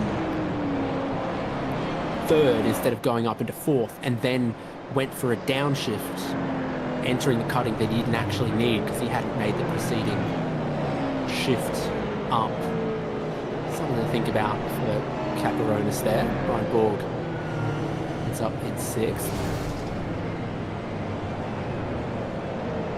Yeah, so I think normal conditions, 3rd gear through Griffin's Bend, shift up into 4th, and then make a shift down into 3rd and then down into 2nd on the way to the cutting. I think at reduced speed on a safety car, he's actually held 3rd, not made the upshift into 4th, and then gone for the downshift when he'd normally go 4th to 3rd, but he's actually gone 3rd to 2nd at a bit too much speed, seems like what's happened. So this is good for Brian Borg, because if we'd stayed green flag racing and Wayne Walker had made his pit stop, Borg would have been about 20 seconds behind on track, but equalised on fuel in the tank. But this safety car means Brian Borg will restart 6th in the train, perhaps no more than 2.5 seconds behind the race lead. He'll have to make some moves, but on the stopwatch, this actually brings him a lot closer back to the race lead than he would have been had we remained green all the way to the end. Everyone on track has made their 2 compulsory pit stops and is in the window to go to the end on fuel. This is a fair fight. Wayne Walker, Ken Latta and Dan Hall as the top 3. Paul Young in 4th. And I think the timing of the safety car is also not disadvantaged John Latham too poorly either. Now he sits in 5th place. Yeah, completely agree. I think we've got a few guys who have benefited quite nicely from this safety car, and as you mentioned, those guys that had less fuel on board and had to do a longer stop, well, that longer stop's been nullified by the fact that safety cars neutralise the field. So I think one thing to keep an eye out for with Brian Borg is we've already seen him earlier in the race able to make moves and make them happen quickly. Now, we're going to be basically in the final stint of this race when this safety car ends, so watch for Borg to make moves. Honestly, Latham, we know, has pace. He is a podium winner in this series as well, so we know he's got something underneath him. So I don't think this result is final just yet in our top 5 or top 6. I think there's going to be some movement and some battles. And the wonder what I think, honestly, young Latham could take it to the likes of Hall, Ladder and Walker and try and snag one away here. So I'm actually pretty excited for the back end of this one. Everyone completing their compulsory pit stops, equalising the field into a true running order. Jamie McKnight remains the biggest mover of the race.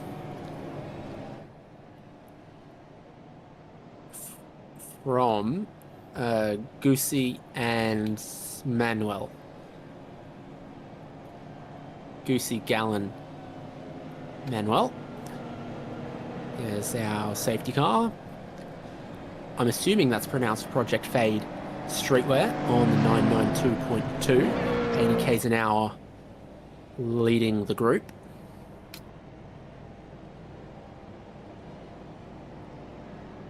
Yeah, definitely not fading away anytime soon, as we've had a couple of safety cars here tonight. So great to see the Project Fade Streetwear safety car out and about and getting some good screen time here tonight too. Hopefully we won't have to see another intervention and these guys can just race it out to the end, but it's Bathurst. We haven't really had any big accidents just yet, knock on wood. Everyone's been pretty clean. It's just been from some blown motors that we've really seen these safety cars appear. So we'll see what happens. I think that the pace is going to be pretty hot once we go green again. There's no strategy to come. Everyone's done their compulsory pit stops. Everyone should be fueled and with fresh tyres to the end. It's just going to be an all-out sprint here for what'll probably be 13 or 14 laps to go. Can you explain Chad Lewis's strategy to me? Has he just gone back in to get more fuel? Well, he's made 5 pit stops. He's just completed his 5th, having completed his 4th 1 lap ago. Could it be he's had damage and used his fast repair, but now he's got more damage? And so he's trying to just repair damage every time he goes past, get a few more seconds of damage repair so he can actually run with a clean car at the end. But he's only just stopped for the time of the tyres this stop. Presumably he would have stayed on the lead lap with a longer stop last time. He's going to start from 37th. And if he had any more repairs to do, he could have done them now and remained on the lead lap and still caught the pack. So whatever he needs to do, he had time to do more and didn't. So it must be almost done. Yeah, I hope so for his sake, because racing around Bathurst with even a slightly damaged car, it's not a fun experience. You don't have that faith and that trust that you need underneath you to go fast. But he's going to have to live with it now, because I think we're hearing the safety car is not far off coming in, so there's no more opportunities. He's at the back of this pack and he's just going to have to deal with what he's got underneath him. Time for a zoom wall check-in.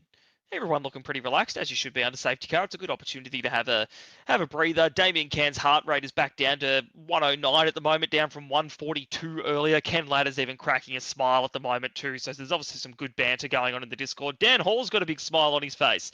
He's in 3rd. He's loving his life.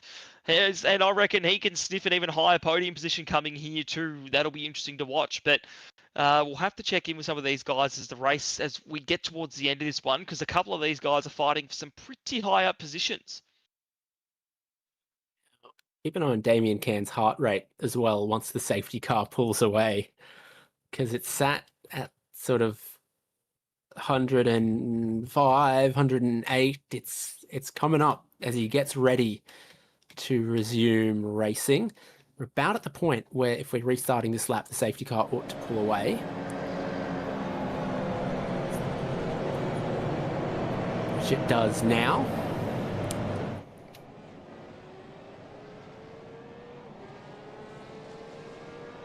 Knowing someone's live heart rate really makes you want to do things like yell boo or jump out from behind doors.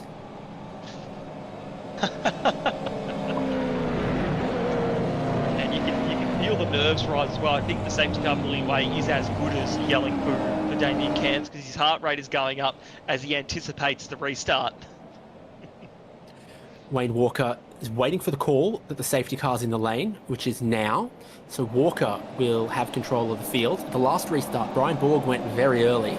Walker might make them wait a tiny bit longer. It will be 14 laps to go. Wayne Walker puts the foot down and takes us to the restart from the second safety car of the race. We are good to sprint unto the end, and the reigning champion now in the lead of the race, heading towards turn 1 on this first time. Brian Borg is going to be ready to make plenty of passes. He exits perfectly from Hell Corner, right in behind John Latham. Yeah, it's now or never.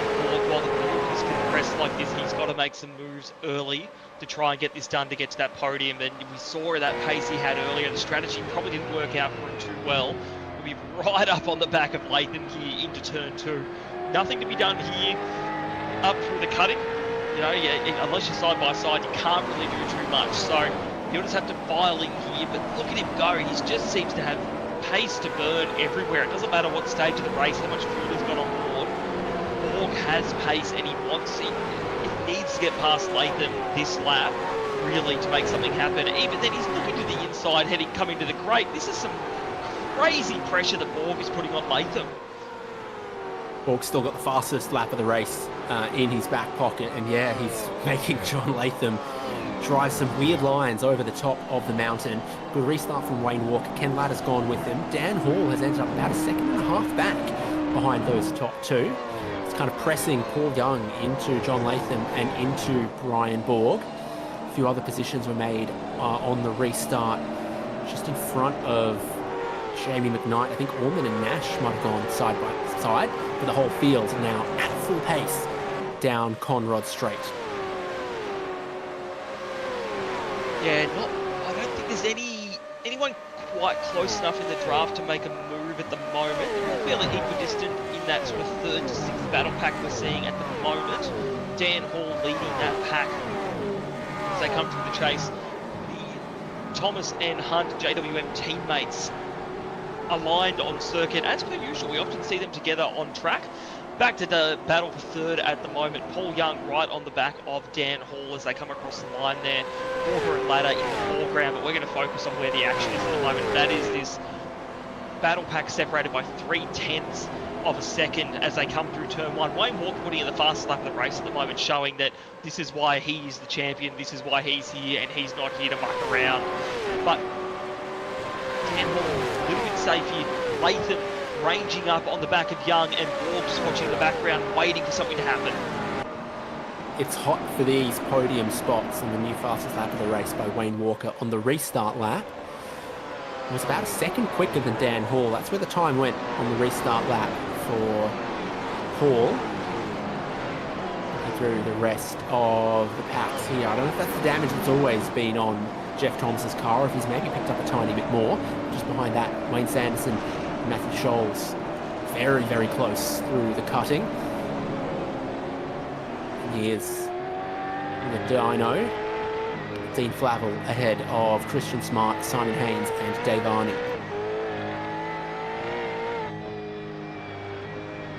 Yeah, it's unfortunate we've lost the old Dino dyno there. Well, looking forward to that one coming back. But now looking from Simon Haynes' point of view, again with his zoom view there, nice big digital dash there with the LED lights helping him run his race here. Christian Smart just up ahead as well as they file down through the dipper. Smart, well, looking smart here on Flavel and looking like he might be able to get something done coming down Conrod. Right on the back of him, even into him as well. I reckon Shea has just hit the wall there. We've got a car wide in the background as well. That was Dave Arney, who was riding the wall all the way around there and has just lost his front bumper by the looks of it as well. That is not ideal for aerodynamics, but flushing forward now. Christian Smart trying to make something happen on Flavel. He's going to try to the inside. It's not going to happen there. Flavel be very, very smart, trying to whip across the track and stay nice and fast through the kink. Nothing to happen there, but Smart is keeping him honest and trying to have a look again to the final turn. I think it's a matter of when, not if, with these guys. Yeah, fastest lap of the race. The first lap time underneath at 2:06. Wayne Walker sets a 2:05.886 as a new fastest lap of the race. First and second are getting away. Luke Allman wide out of turn 1, digs up the grass. Jamie McKnight is going to go past him. McKnight getting another position, another feather in his cap on the day as well for what has been a really impressive race for him so far. We're talking about how far he has moved his way up the order, but he will just slot in and continue to fire away here. Luke Allman has gathered himself nicely here, although does have the likes of Brunt behind, and Brunt we know is a hard racer who will want to try and sneak into that top 20 if he can here tonight. Nothing to be done across the top of the mountain, although Allman looks like he's fighting back on McKnight. He's not quite done with that position and wants to try and get it back. Can't really do it across the top here. It's all single line. You can see those marbles built up on the side of the circuit too. Absolutely deadly to get into at any point of the race, particularly towards the end here where they're so built up. So they're going to dip down into the S's, then fly down here through the dipper, just on the edge of adhesion, trying to find any bit of pace they can. They'll fly towards the elbow and then down Conrod where they can have a small breather. Oh no, more problems for Dave Arney through the S's. The car's still rolling, but he's been into another wall.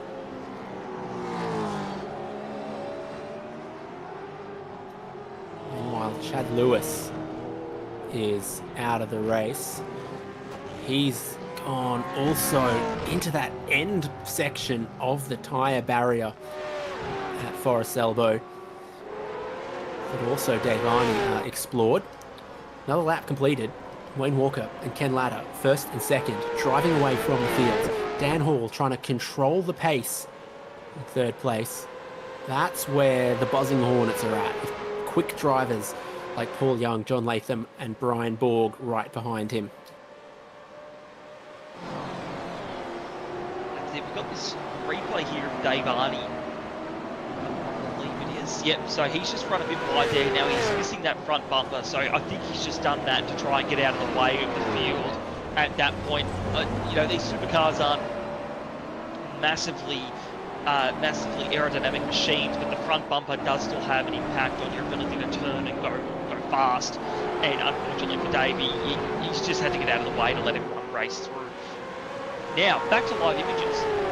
Has dropped off Latham a bit here, but Latham is right on the back of Paul Young, so I expected Brian Borg to work his way through a little bit more than what he has, but instead Latham has actually found some pace and is putting that pressure onto Paul Young, which has let Dan Hall pull away just a little bit in third place there, feel a bit more comfortable as these guys duke it out for the back end of the top five. Yeah, Hall's pace has gotten a lot closer to Wayne Walker's. Hall was about a second off on the restart lap, about half a second off the next lap, and now only 3/10 off Wayne Walker on the lap just completed. So as Walker and Latta in first and second have dropped their pace a little bit, Dan Hall has stayed steady. So it's coming towards him the longer they run here, on board with Paul Young in fourth place. Yeah, I reckon he's checking those mirrors a little bit more regularly. Yeah, he's definitely driving in the mirrors a bit there. Oh, massive incident! Massive on Conrod. That's Wayne Sanderson, and I think David Nash involved there. That is two, maybe 3 or 4 cars involved in that one. We just cut to the end of that there, but that is a massive accident. Sorry, not David Nash, Matt Scholes have come together down Conrod Straight before the kink even, and have ended up both in the concrete wall. What on earth has gone on there? So, both of them are slow exiting the elbow already. We are side by side with Sanderson. Looks like the teammates are bump drafting. And does the bump move one of them across into Sanderson? I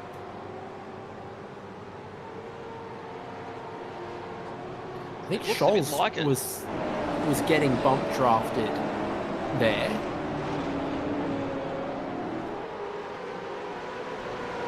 We get the third safety car of the race because Matt Scholes, with the damage on his car, is going nowhere. So safety car number 3 at the mountain after a massive incident at high speed right at the end of Conrod Straight. Yeah, that was wild there. You're very, very good call that both cars were slow. Here we go, on board now here. So watching the bump draft, on board with David Nash, bumping Matt Scholes. They're looking to get past Sanderson here. It just looks like Scholes has drifted across thinking he might be clear on Sanderson. And it's obviously tipped across Sanderson's nose and they've come together. So I don't think that was anything to do with the bump drafting. It just looked like they drifted across in front of Wayne. That was a very awkward incident that has led to, a car out of the race and Sanderson with massive damage. Those marshals aren't too fussed about it. Only 2 at a post. It must be the 6 hour, not the 1,000 or the 12 hour.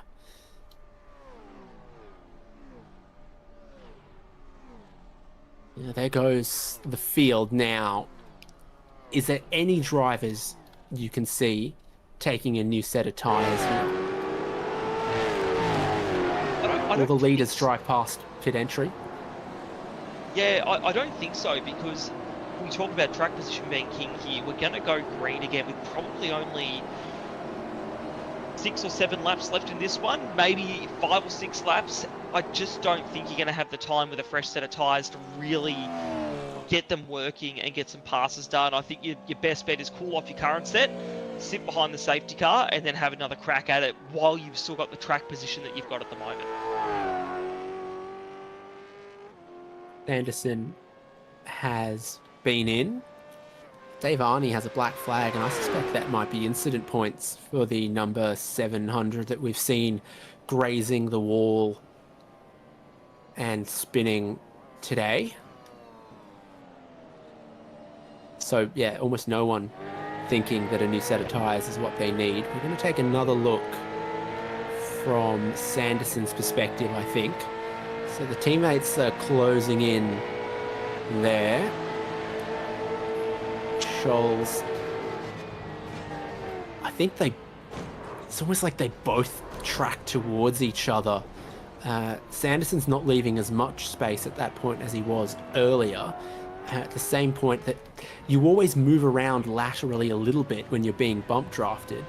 It's the nature of, you know, being pushed along as your car is floatier and tracks sideways a little more.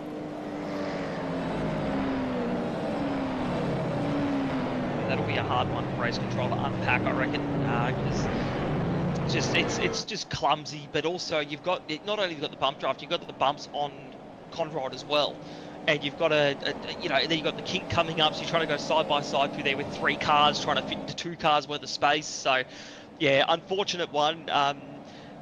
Where there was some really good hard battling going on out there, but I think it sets us up for a bit of a grand finale here to this one. Walker and Ladder had run away from Dan Hall a little bit. Latham was right on Young. Morgan dropped off Latham a bit, so this gives Brian Morgan the opportunity to try and make some of those moves we were expecting from him. Gives Ken Ladder another opportunity to try and have one last go at the lead, or can Dan Hall have a crack and see if he can get a better safety car restart and maybe eke his way further up this order. It's all to play for. We'll still have a few good laps of racing left in this one, and you know, I think Wayne Walker's good for it, but I can't certainly say who's going to snag this one.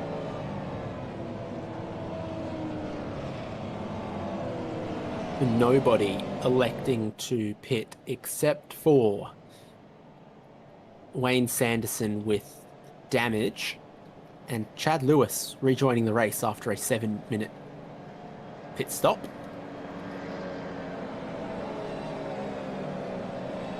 The safety car is dangerously close to completing more laps than Alex Kiddus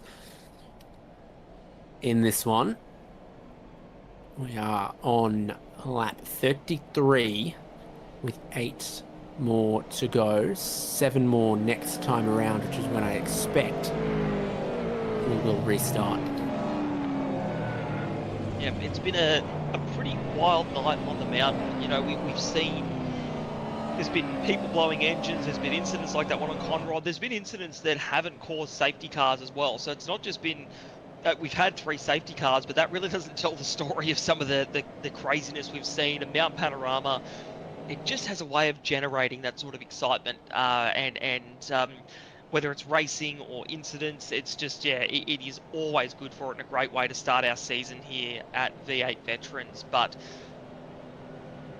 late safety car, this is where we'll start to see some of the braver moves come in.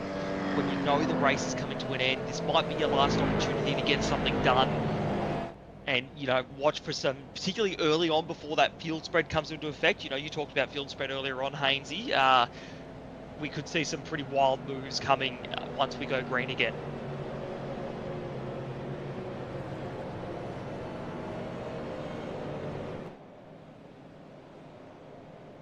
Let's have a check-in on our new drivers of Season 27.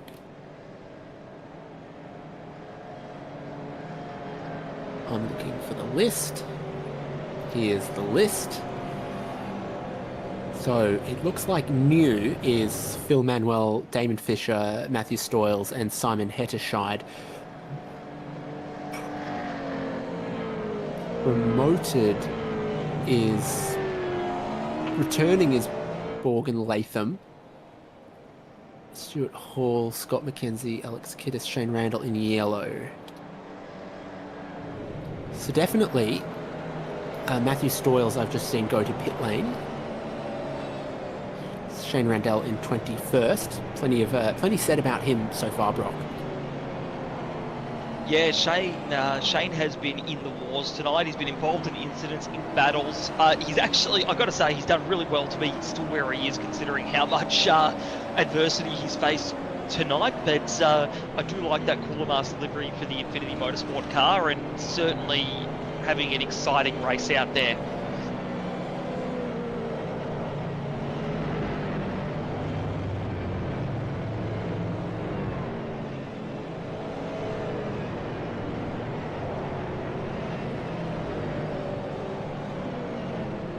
Certainly one of the best newcomers. 4 spots up from Phil Manuel.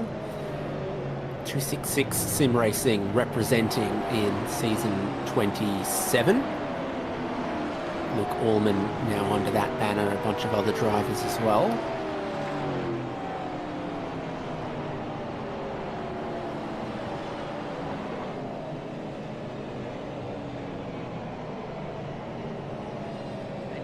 Note there in the background, we've just heard Race Control say no further action for that incident on Conrod Straight. So they've decided that between those 3 cars they couldn't 100% determine fault, and that one's just going to be left as is, which, you know, here in the comms box we were struggling to figure out with all our camera angles who could really be blamed for that one. So that will be as it will be. But looking at the front of our field here, we'll see if the safety car's going to pull away. The field doesn't look too tightened up at the moment, so we might have one more lap under safety car. We'll just see what happens as we come down Mountain Straight here, but we'll be coming around to 7 to go in this race, which really, I know I said it before that it was a sprint to the end, but this is really going to be a sprint to the end. This is sort of our 10 to 15 minute territory of racing left, as these guys are going to have to battle it out on track.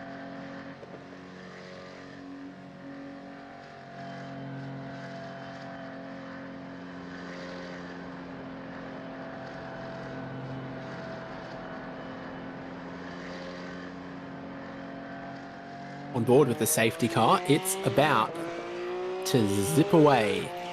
Wayne Walker remains at 80 kilometers an hour. And the safety car pulls away at just over 200.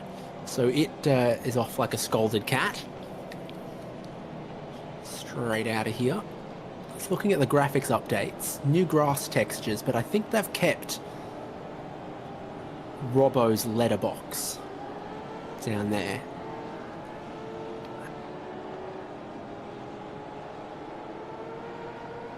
Wayne Walker went pretty early on the restart from restart number 2. As we approach restart number 3, you expect him to do something different, and that's why he does the same thing. Early go from Wayne Walker to get this one underway with 7 laps of the mountain left. The defending champ leads the way. He scored pole position. Ken Latta has matched his pace almost all day and played the strategy very well as well. In second place, Dan Hall, one of the best qualifyings we've seen from him in a long time, sees him sit in third place. But the driver who held the fastest lap of the race, but made a strategy misstep and was punished by the timing of the safety car, Brian Borg, mired deep in 6th position there, with John Latham playing defensive up Mountain Straight and into Griffin's Bend. Yeah, on for young and old here. Wayne Walker, great restart there. Ken Latter's gone with him. Dan Hall, bit of breathing space. Paul Young, under pressure from John Latham, under pressure from Brian Borg. This is the battle that has just been reignited all over again here.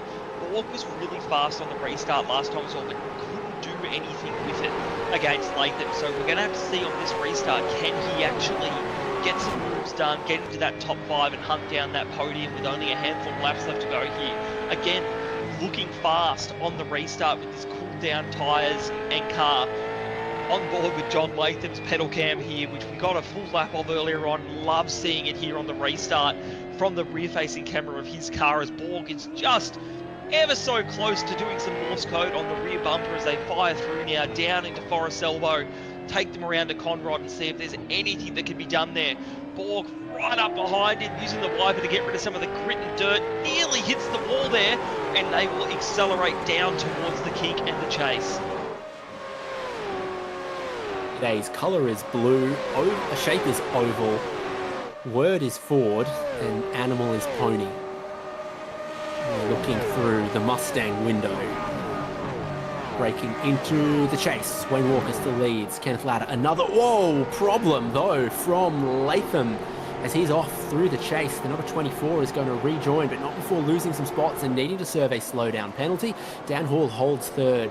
Paul Young up into fourth with Dean Logsdale in fifth. Brian Borg has also lost time and positions as the two have surely come together. Yeah, it'll be interesting to have a look at that one because that looked very awkward and it was a quick off there as well for both. So here we're going to have a look at Latham. So all going well here. Borg sticks the nose in here. Latham has hit Young. Borg locks up and hits Latham. And unfortunately there, Latham is probably the worst.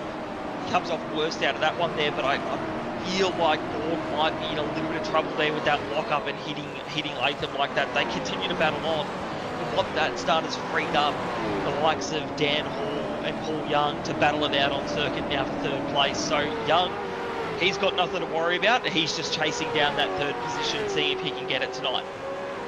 Both in too hot by that angle.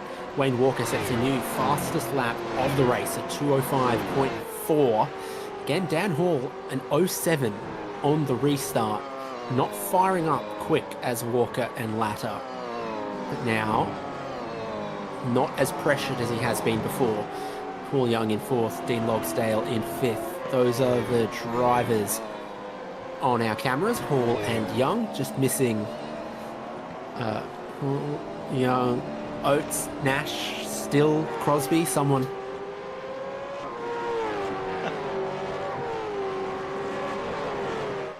That's a good one. I like that. Well done, Hainsey. That's a very good reference there. Unfortunately, I haven't got one better than you. I'm saying, really, you come up with the best references.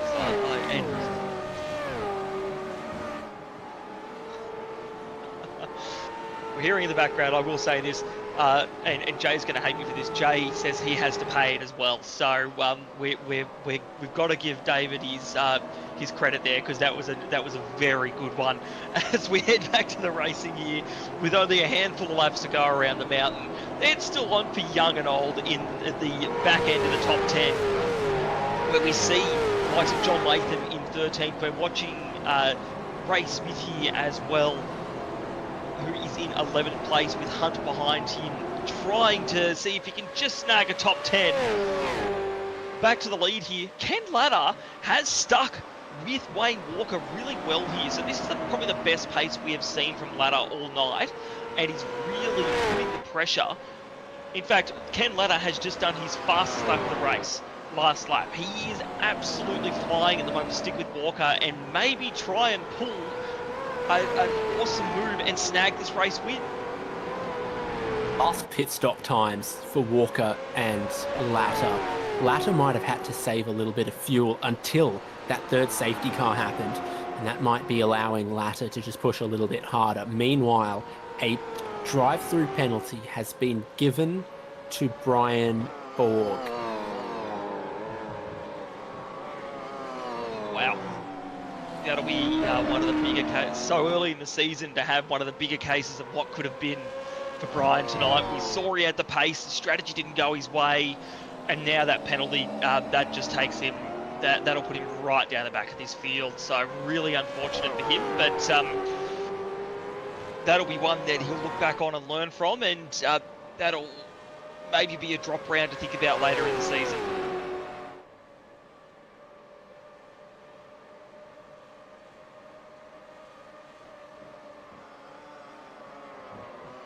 Looking at Walker's steering wheel, looking at Ken Latter's concentration face. With 4 laps to go, and that little bit of fuel saving that they got with the 4th safety car, I think it's helping Ken Latter to be able to push this all the way to the end. 4 laps to go now, and another lap where Ken Latter is quicker. Looks like Brian Borg is heading to serve that immediately. He's in, so Dan Hall keeps 3rd, Paul Young 4th, Dean Logsdale 5th, Troy Stonestreet up into 6th, Burridge in 7th, Mark Point and Brad Doble, and Ray Smith as the top 10.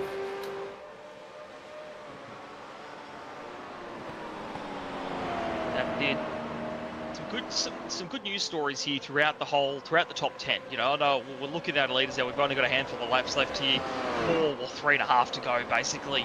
But there's some guys who should be really proud of their effort tonight throughout the field. And speaking of one of them, Ray Smith at the moment is someone we have come back to time and time again. He has just been in it all night long. Currently in the top 10th, although having to fight for it at the moment with Travis Hunt right behind him, but he's up 4 positions as well on where he started. So he's got his work cut out for him here to get to the end of this one. But really well done. He's been smooth, he's been calm, he's kept himself out of trouble despite being in these battle packs, but he's just been hit by Travis Hunt into Skyline. That was wild. And now Hunt's going to try and go around the outside at Skyline. Smith has just pulled out of that. Smart man. Travis Hunt is a man on a mission, and he's taking no prisoners along the way. Pressure got to Ray Smith. I think he got a little bit wide out of Sulman, grazed the wall, but now Travis Hunt's gone too hot in. Oh, and they've spun around Ray Smith, who's been sent into the wall. Travis Hunt is backwards, and for all of that speed, Travis Hunt has just made an unforced error into Forrest's elbow. In reaction, trying to avoid it, Ray Smith has been spun around. He continues now back in 18th. Surely not happy with that. Travis Hunt is dropping like a stone, having just made the greatest move I think we've ever seen. He's then stood on the rake. David Nash gets hit.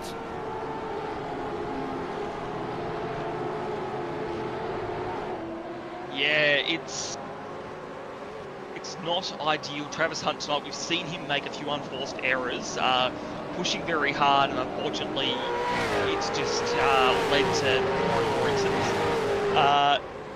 Travis Hunt is requesting a tow now, so he is stuck. But now looking here at David Nash and Matt Brunt behind, so these guys are battling hard for what is 15th position on the track. Matt Brunt really keen to get that top 15 here. We're going to have a look at the replay here of that's Ray Smith in the wall. I think Hunt might have just gotten into the back of him here. Hunt took advantage of Ray Smith being slow across the top of the mountain there, got him into the S's here, down through the dipper. Move is done, he's clear, he's through into the top 10. Gaggle of cars behind. This is where it's all going to come undone for Hunt though, into Forrest's elbow, and he loses it and hitting the wall. Smith tries to avoid him and just turns himself across the nose of Latham. Nothing Smith could have done. It was either hit one car or drive into the other, but all in all that has led to Hunt out of this race and Smith dropping far lower than where he deserves to be tonight. Hunt's also had a early downshift there that's blown the engine on the way into the corner, because he didn't actually hit the wall that hard, but he destroyed the motor.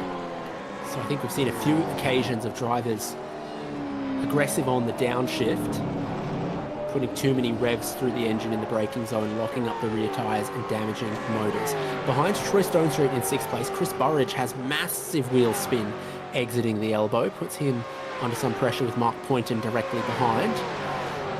Sean Latham completing the top 10 at the moment. Brian Borg's drive-through, I think, put him back about 32nd or 33rd. He's in the pack in 31st here. This is putting a lion in the penguin enclosure. I don't want to. Like, you want to watch, you feel like you shouldn't, but you want to watch. And you know what, Hainsey, that is the perfect analogy, because just watching that move then from Borg, you don't, you can't watch, but you don't want to look away. And it's just, he is so close to taking others out here, trying to get through and get some points off the back of what's been a really unfortunate night for him. We're going to have a look here, side by side. Going up towards turn 2 here with a couple of packs of cars side by side. Race Control Channel is lighting up with people reporting things at the moment, so we have missed a little bit of an altercation at turn 1, but these boys with 2 to go are leaving nothing on the table.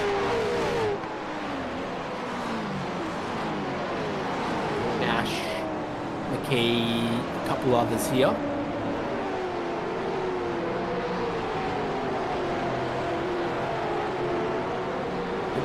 Damage on a couple of these cars. Mistake exiting the final corner. Jamie McKnight goes past. Nash goes to the inside.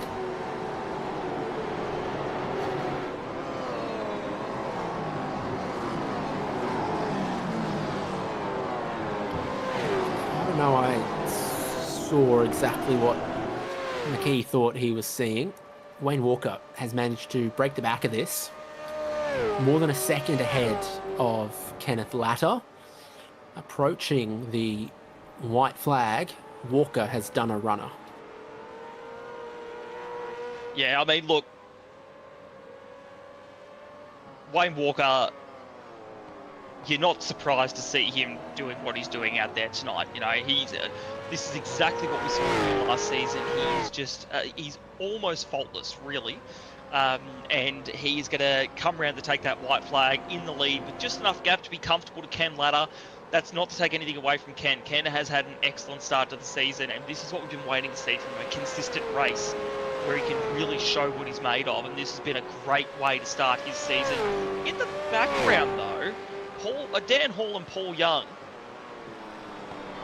not over just yet. I think Dan Hall's just got enough space, but Paul Young is only just half a second behind him. So a small mistake from Dan Hall is all it will take for Paul to be right on the back of him. Yes, then you find Dean Logsdale in 5th. Stone Street, Burridge, Poynton and Brad Doble. Last battle in the top 10.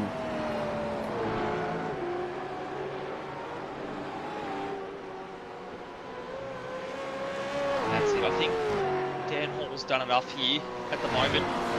Young just isn't quite close enough. Green across the top of the mountain. Hall in his starting position of 3rd, so qualified very well, but it feels like looking at the timesheet after this one and seeing started 3rd, finished 3rd, doesn't really tell the full story of what a hectic race these guys have endured with the different strategies and with everything going on. It has been an entertaining nearly 250 kilometres around Bathurst.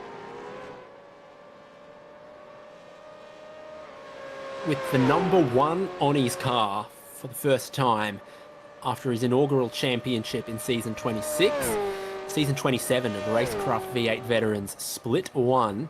It's looking like Wayne Walker is going to carry the form forwards.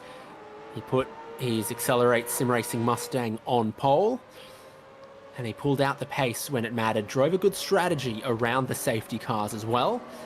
And 250 kilometres at Bathurst, Wayne Walker is going to chuck it sideways out of the final corner for the final time and take the checkered flag and the championship lead in style. Ken Latter and Dan Hall joining him on the podium. Yeah, great racing out there tonight by all involved. Bit of strategy, a lot of pace. Not too bad incident-wise as well. Like, we had a few safety cars and everything, but a lot of drivers have still finished this one. And we're just seeing the rest of the field file through here at the moment as they come across the line. Pretty busy at the back of the field here as they all file on through. But yeah, great racing out there tonight. Bathurst is a fun one, but a hard one to start at. And I think the field has done a really good job out there.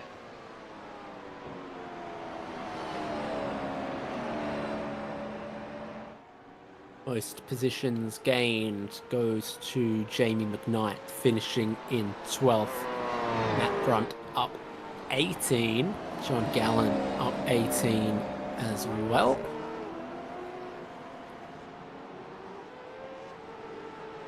that third safety car gives everyone plenty of spare fuel to do their burnouts, complete their cool down lap, and make it around.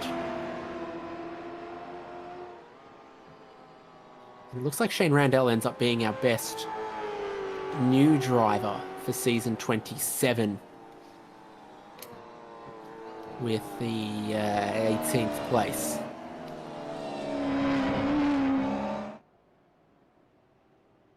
Yeah, good effort there. It's always hard when you come in and come into the new series, the top split, but he did really well.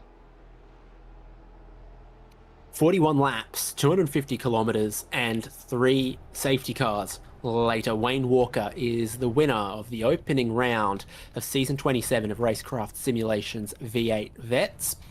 Ken Latta and Dan Hall joining him on the podium and setting a form guide of who are the drivers to watch in this new season. Paul Young in 4th and Dean Logsdale in 5th. Troy Stonestreet, Chris Burridge, Mark Boynton, Brad Doble, and John Latham, the top 10. Then we've got Jeff Thomas in 11th, Jamie McKnight in 12th with an excellent run as well. Luke Allman in 13th, Matt Brunt in 14th, up 18, I believe, on where he started as well. Another really impressive run there.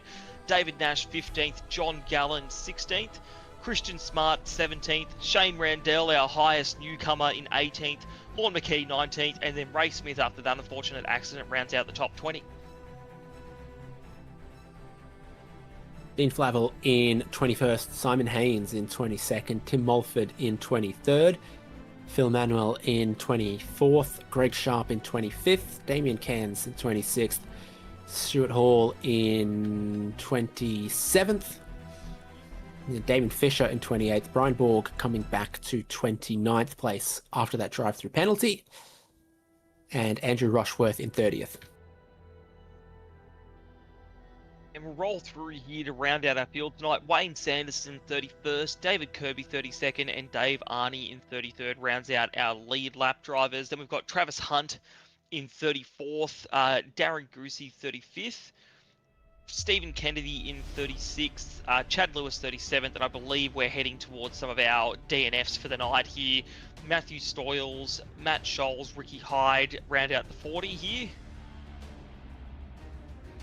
I think we've just got a couple more to go. Yeah, Jim Caparonis, 41st DNF, and Alex Kittis was our first safety car for that engine blow-up as well, and that rounds out our 42-car field here tonight.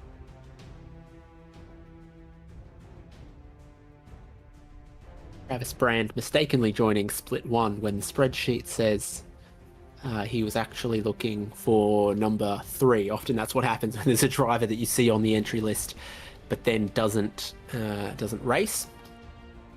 Let's see if we can get to the members of our podium. The answer is yes, we can.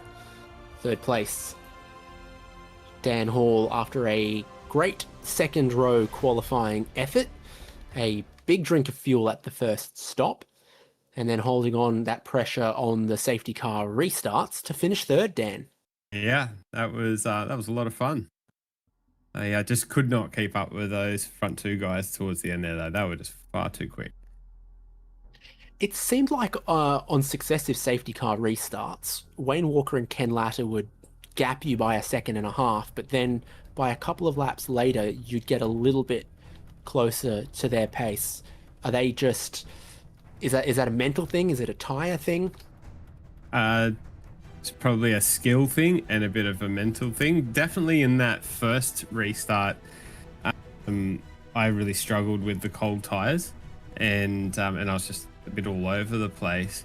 But the times that they were getting down to were like qualifying times, and I've never been able to get down to that time in the Gen 3. So definitely a skill issue there. But once the tires came up, I'd noticed that I was holding similar sort of pace to those guys.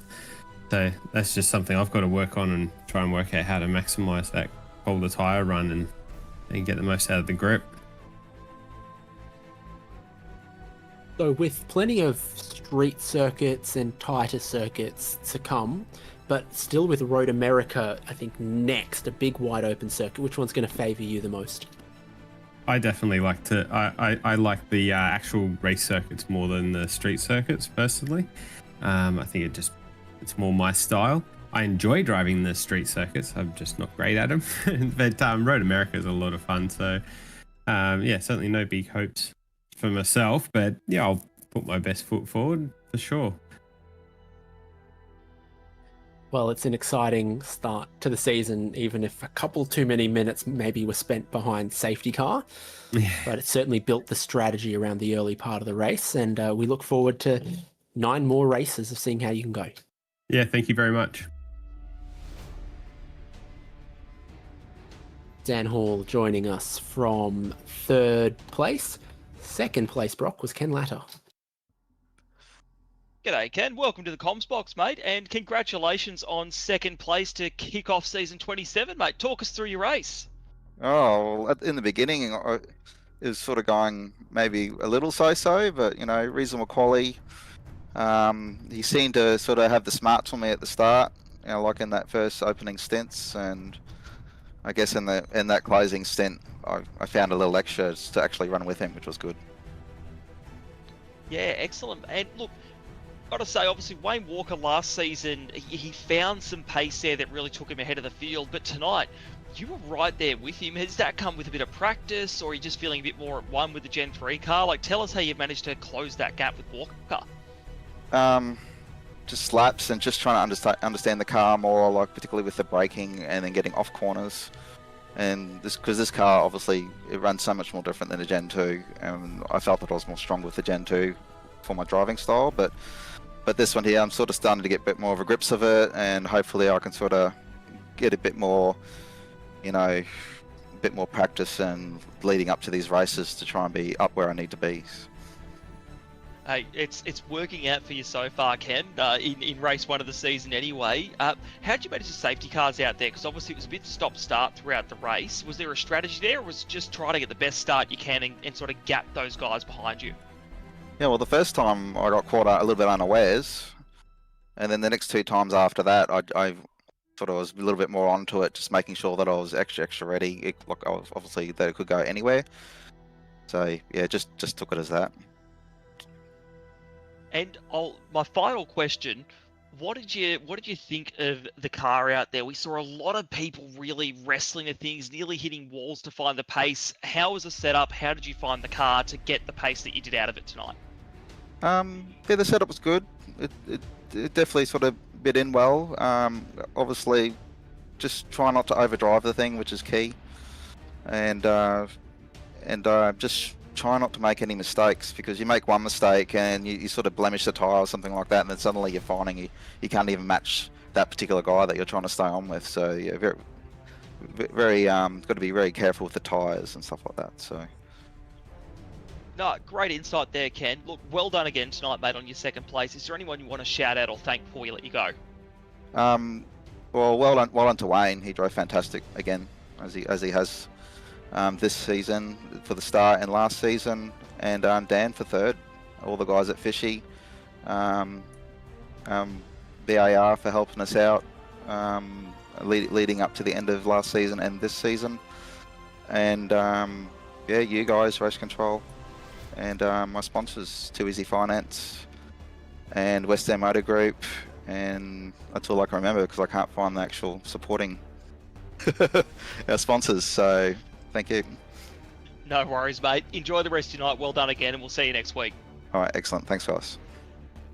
All right, David, I'll bring in Wayne Walker, our race winner tonight. Yep. Number 1 on the car, number 1 in qualifying, and number 1 in the race, Wayne. Yeah, that was an amazing start to the season. I didn't have it all my own way though. I thought, like, Ken at the end there had awesome pace, and I couldn't shake him. So yeah, I was just glad that he made a couple of mistakes and let me get out of the draft with a couple of laps to go, because yeah, he was really putting some pressure on. Brian Borg could be a worry for you at some races this season. Yeah, Borg. He'll be up there as well. he'll be up there as well for the rest of the season. And yeah, Dan, like he drove amazing tonight as well on the to get on the podium as well.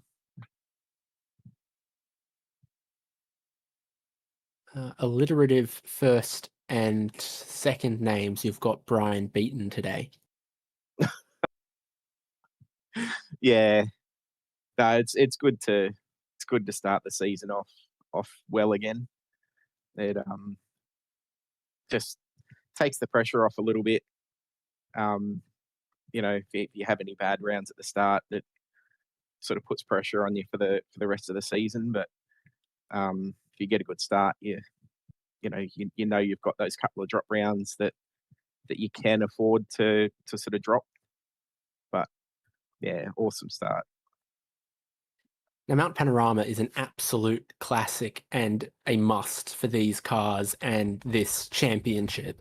But we've also sometimes seen you be one of the quickest to adapt to new circuits. A couple of new circuits to come, like St. Petersburg in this calendar, and then also the Nürburgring combined. Any other tracks you think you might go well at? I'm not sure. I haven't even. What have we got in the calendar?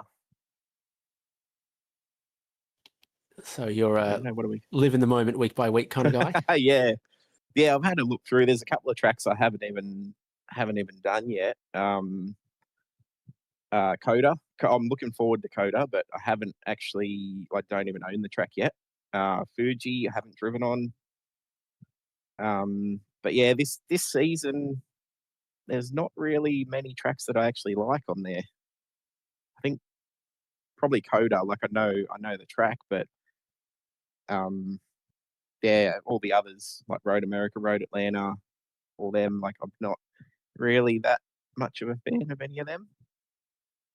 So we'll see how this season sort of turns out as it goes on.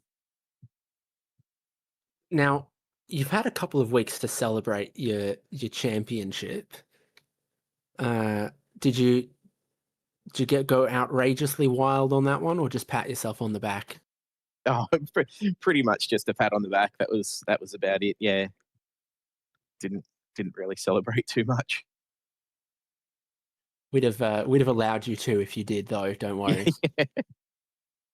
Yep. Right. Well, a new season. You lead the championship once again with number 1 on the door. A little bit of pressure, but also you've proven that you can do this already. So I think that balances it out, and we'll look forward to all of these racetracks that you don't like this season. Yeah, it'll still be a good season. Like even though they're tracks I don't like, I still go reasonably well on them. So yeah, it should be a good season still. Thanks, Wayne. We'll see you next week at Road America. Yep. See you later. The race winner joining us and extending his reign as championship leader. And Brock, we got another award to give out. The M1 Used Cars Driver of the Day. M1 Used Cars are a supporter of the Balin Stewart Foundation. That's exactly it. And today we've chosen Matt Brunt, who we mentioned his name a few times, and he was just a bit of a quiet achiever, often involved in heavy battles, but didn't take anyone out and just plucked his way all the way through to 14th, plus 18 positions on the night. So a really good result around a difficult track like Bathurst for our M1 Used Cars Driver of the Day. Yeah, congratulations, Matt Brunt, taking home that award. We'll give it out every race this season. It's 9 more to go. We hope you'll join us for them, including next week, same time, RaceKraft V8 Veterans Championship from Road America. There's another high-speed circuit, 3 long straights, slipstreaming, big braking zones. Pretty good track for these cars, and we look forward to you joining us then. The sponsors and supporters of RaceKraft V8 Veterans Championship keep it going and keep it afloat now into its 27th season, expanding to 4 splits: Logitech G, Nova Sim Sports, Parramatta Isuzu Ute, Project Fade Streetwear, M1 Used Cars, and LGC Images, of course, with Racecraft Simulations as title partner. For SimSpeed TV, we're back for season 27. Can't wait till next time out. Hope you'll join us then.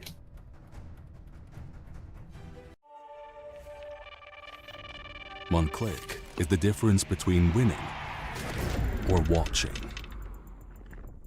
And this is the fastest click in the world. Powered by revolutionary HITS technology.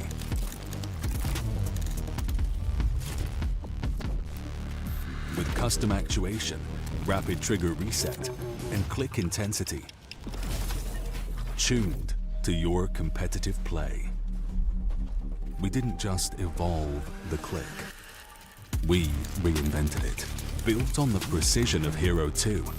Trusted with Lightspeed wireless. Forged in a championship-winning design. And made yours through G-Hub. Pro X2 Super Strike. Designed with pros.